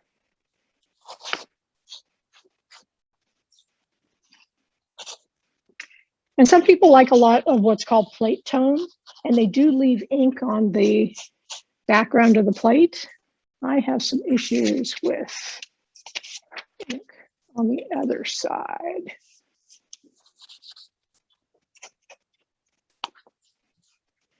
And you should make an effort to clean your edges.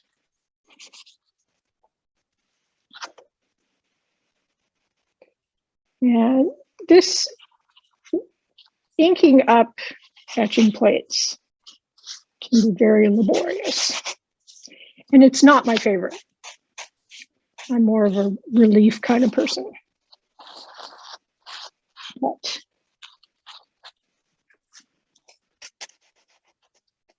like there's a lot of ink on it. I just want to get some of this grubbiness away.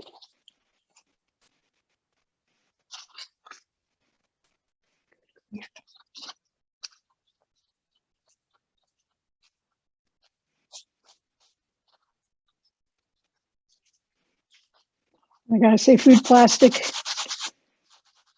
doesn't necessarily hold up. And with dry point, there also is a limit to how many times you can print something. So I printed this a few times, and I'm hoping to be able to get a good impression. Okay, so let's see how it goes. Now, one thing I want to do is I think I would like, this is a little bit thinner than the printmaking plates I was using. Maybe actually bump it up a little bit so I have a little more impression.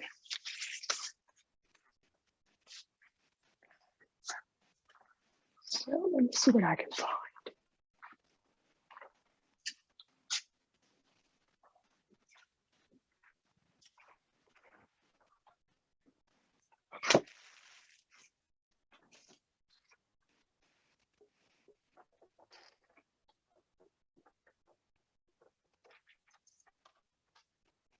And so the Big Shot does have this little bit of, oops,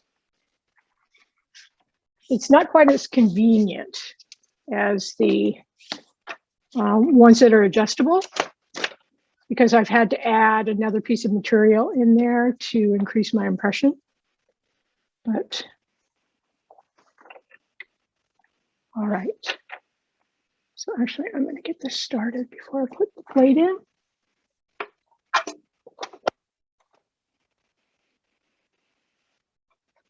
Sure, everything is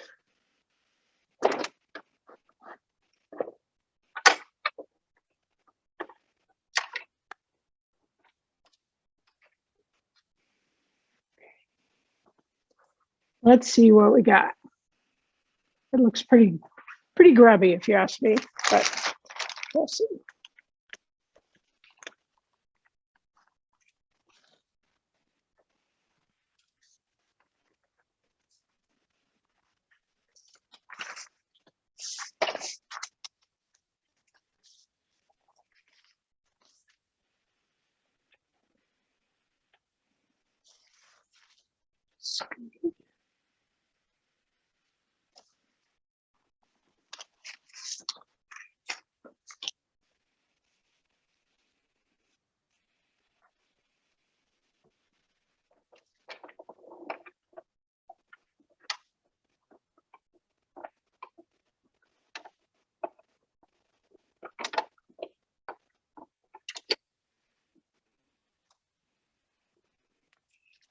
Let's see if we got it.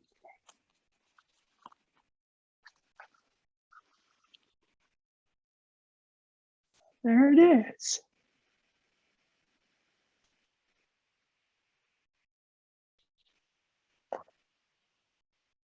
You know, it looks to me that this plate probably has been printed its maximum amount of times.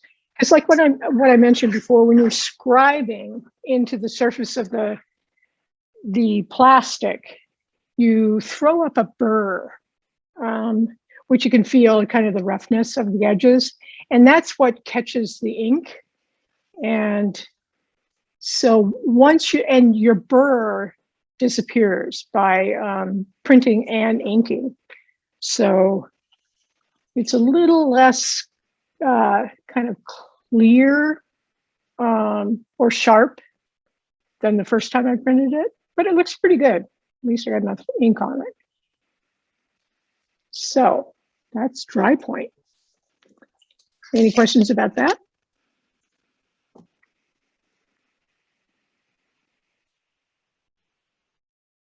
And somehow or another, maybe it's because there weren't as many questions as I've had before. I think I'm at the end of my demonstration. One thing I do want to talk to you about is cleanup with this. I'm going to stop sharing and bring my computer down so that we can see each other and talk. So when you're using the Caligo Safe Wash ink,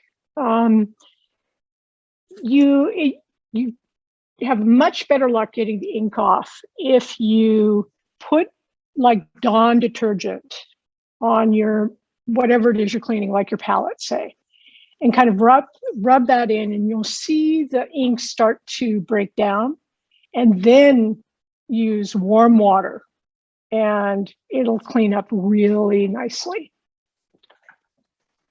But if you get it wet first and then add the the detergent, it can be a problem. Is that how you clean your brayers also? Yeah, yeah. Although I have some, I feel like I have ink on my lips. I have some Japanese sprayers. Here's one. And these sprayers, they're very nice sprayers. And I actually don't clean them with soap and water. I clean them usually with Gamsol. Sometimes they become sticky. I don't know if you've ever had that experience where your brayers get sticky. It's a drag. So yeah, but with the brayers, I also, and one thing I do with a brayer is I take the inked up brayer and kind of just draw it out as much as I can on a piece of newsprint or something, just to get it, try to get as much ink off as possible.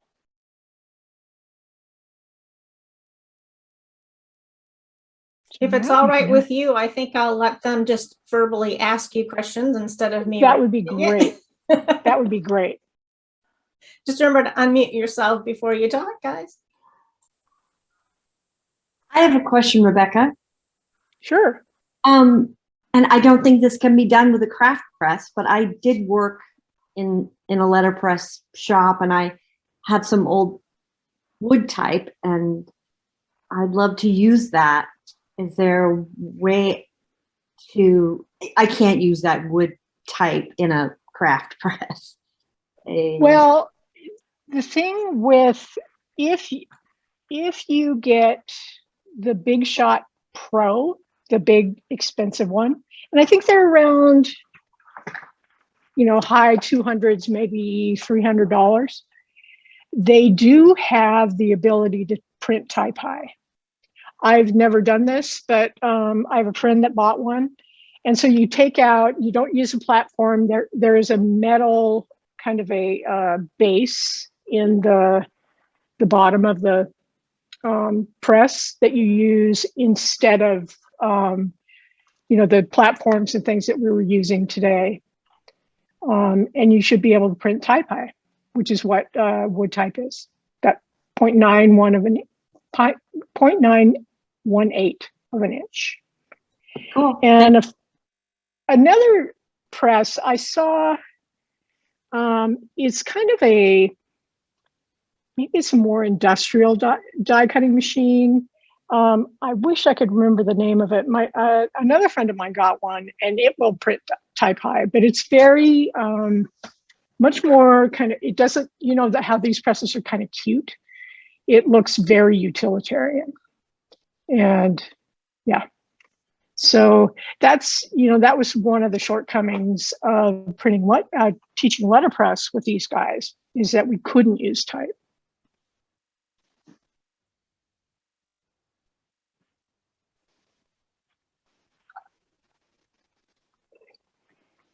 Rebecca, I have a question regarding the ink you were using today. I missed whether it was the relief ink or the etching ink in the okay, we used sample. relief ink.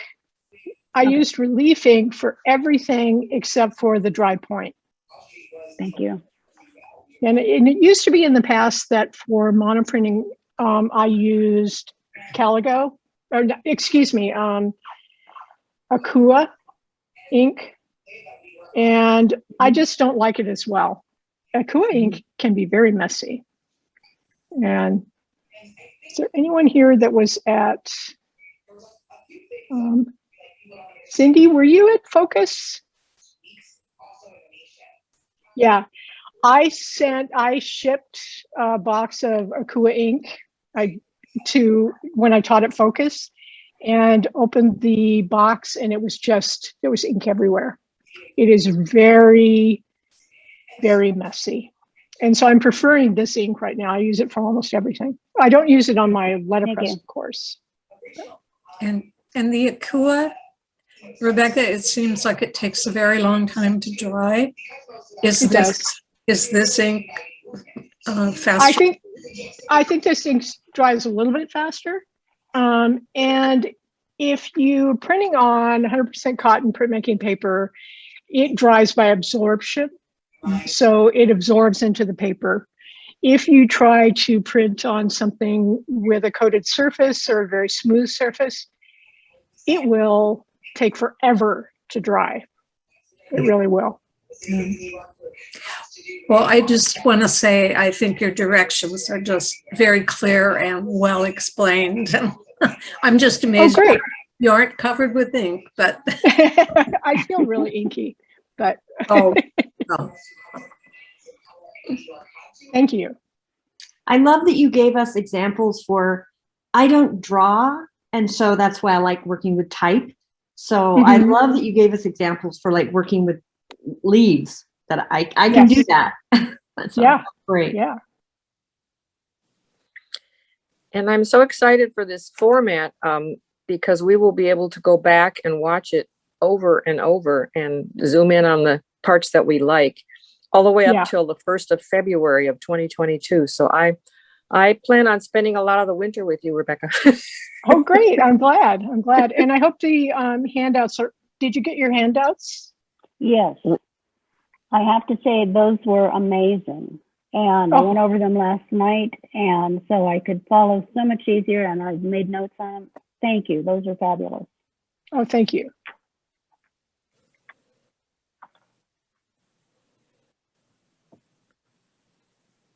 When you talked about the making a pressure plate, did you say you made that on cardstock?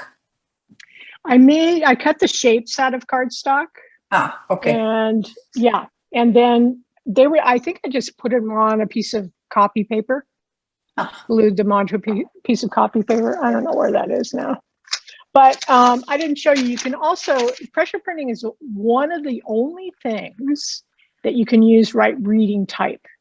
And so this is like from Joann's, it's kind of this raised adhesive type. You can also do type. And it doesn't have to be backwards. Excellent.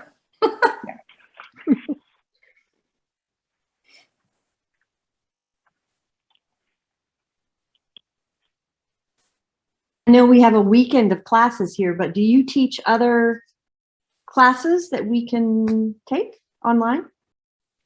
Over the course of the pandemic, I taught a lot online, and I'm teaching a nature printing class for another organization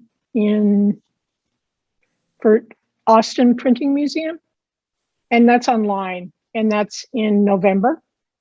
And I'm also teaching kind of a technical letterpress thing next month. But that's all I've scheduled for now. It's kind of nice to have a little break because I was teaching quite a lot during the pandemic, because a lot of times I travel to teach and everything was canceled. So it was kind of a good way to supplement.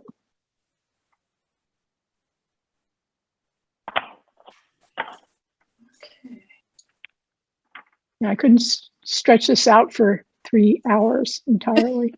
Hey, Rebecca, I just want to say thank you. I really enjoyed this class. I learned a lot, and I'm excited to try the techniques that you showed.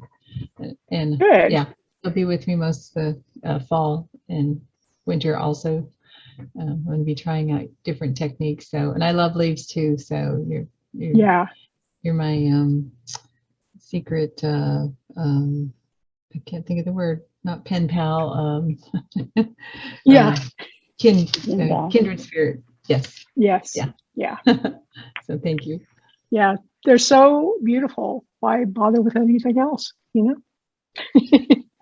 Yes, I agree. Well, that was a great reminder too, when just watching you lay out the ink. I had forgotten or never known that the length of the brayer was a good amount of space to cover with the ink and then bring it down. So thank you for that. That was good for me. Good. Great. When you have your platforms made for whatever piece of equipment you're working on, is there kind of do you measure like the length of it and then add a certain portion to get the right length of a platform? the ones that I've made for the Big Shot Plus and the X Cut, they were 1/2 inch cutting mat. And on the resources page, there's the company that I've got them from. So Okay. I will measure the throat of the press, which is the opening, the widthwise opening, and then I just make them 24 inches long.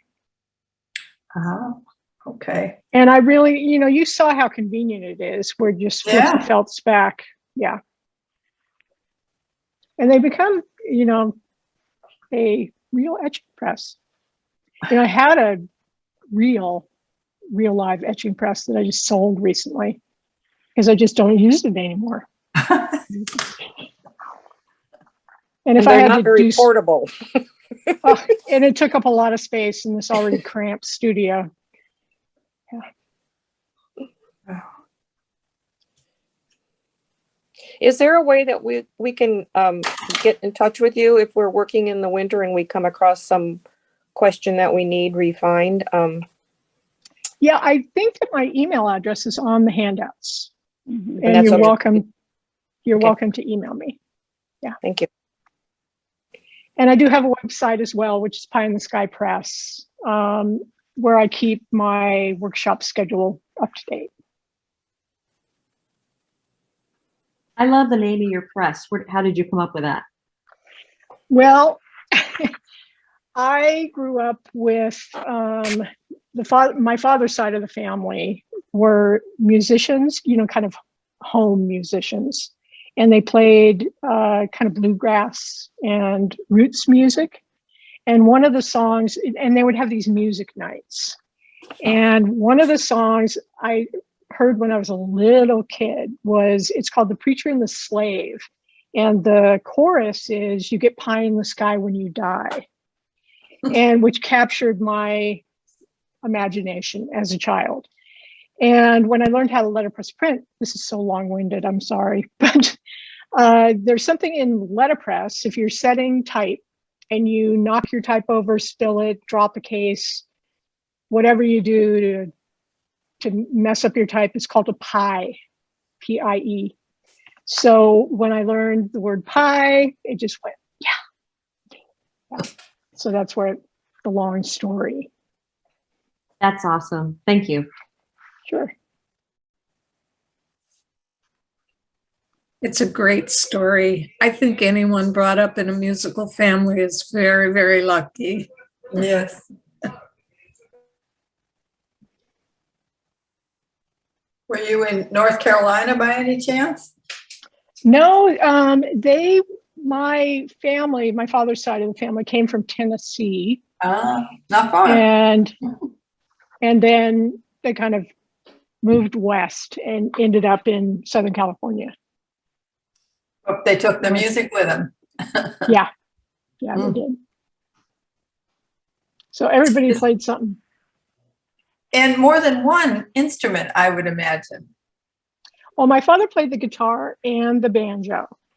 And he actually made his banjo, Oh, a 5-string banjo. wow. Yeah. This was really wonderful. Thank you very much, Rebecca. Thank you. A lot of information, a lot to work on here, and made possible with an inexpensive press. That's right. And everything I showed you, you can do at home. Oh, thank you so much. Sure. Do you happen to have any of your artwork finished pieces that are within reach that you could share a few of them with us? I don't think I do. I just have some dummies for the project I'm working on now, which is a bird book. But if you go on my website, it's all there. Cool. Yeah, I make editions of artist books, and they are the last 4 books, which take about 2 years each to make, are all about my relationship with the natural world in one way or another.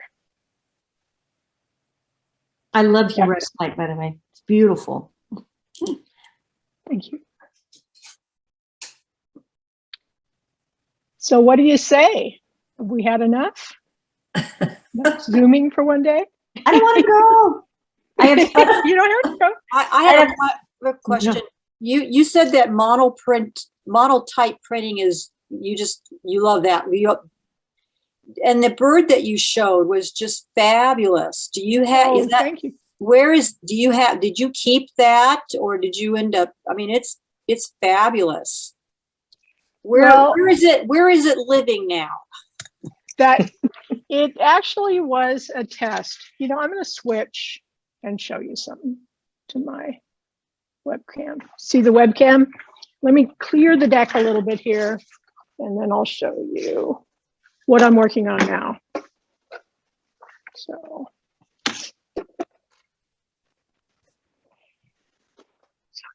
for each of my projects, I keep track of everything in these journals. And so this is this is the first book of the bird book. So I did a lot of, I've been using photographic images for years in my work, but for this one, I wanted to try linoleum cutting. So there's that's a house finch. This is what you call it? House sparrow. Jay. Here's my Phoebe. And somewhere along the line, I started thinking I would investigate my original photographic. So these are letterpress printed photopolymer plates. And that's kind of where I am now. So, this is full of writing and things. So the images are looking like this. Wow. Now. Wow. So, yeah. So this is kind of my process. Okay, let me just. Wow. Thank you. Yeah, so yeah, sure. Beautiful.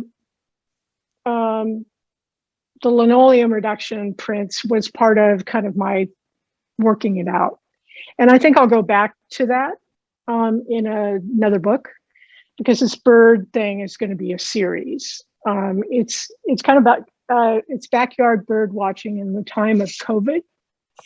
Because right at the beginning of the pandemic, I started feeding wild birds in my backyard, and so I started taking photographs of them out the window over the press, and so I have a lot of images and a lot of stories. So it'll be a series.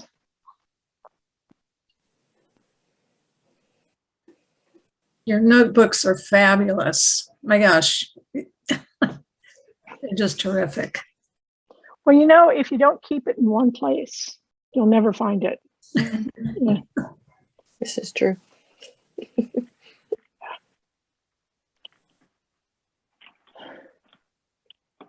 Anybody have anything else?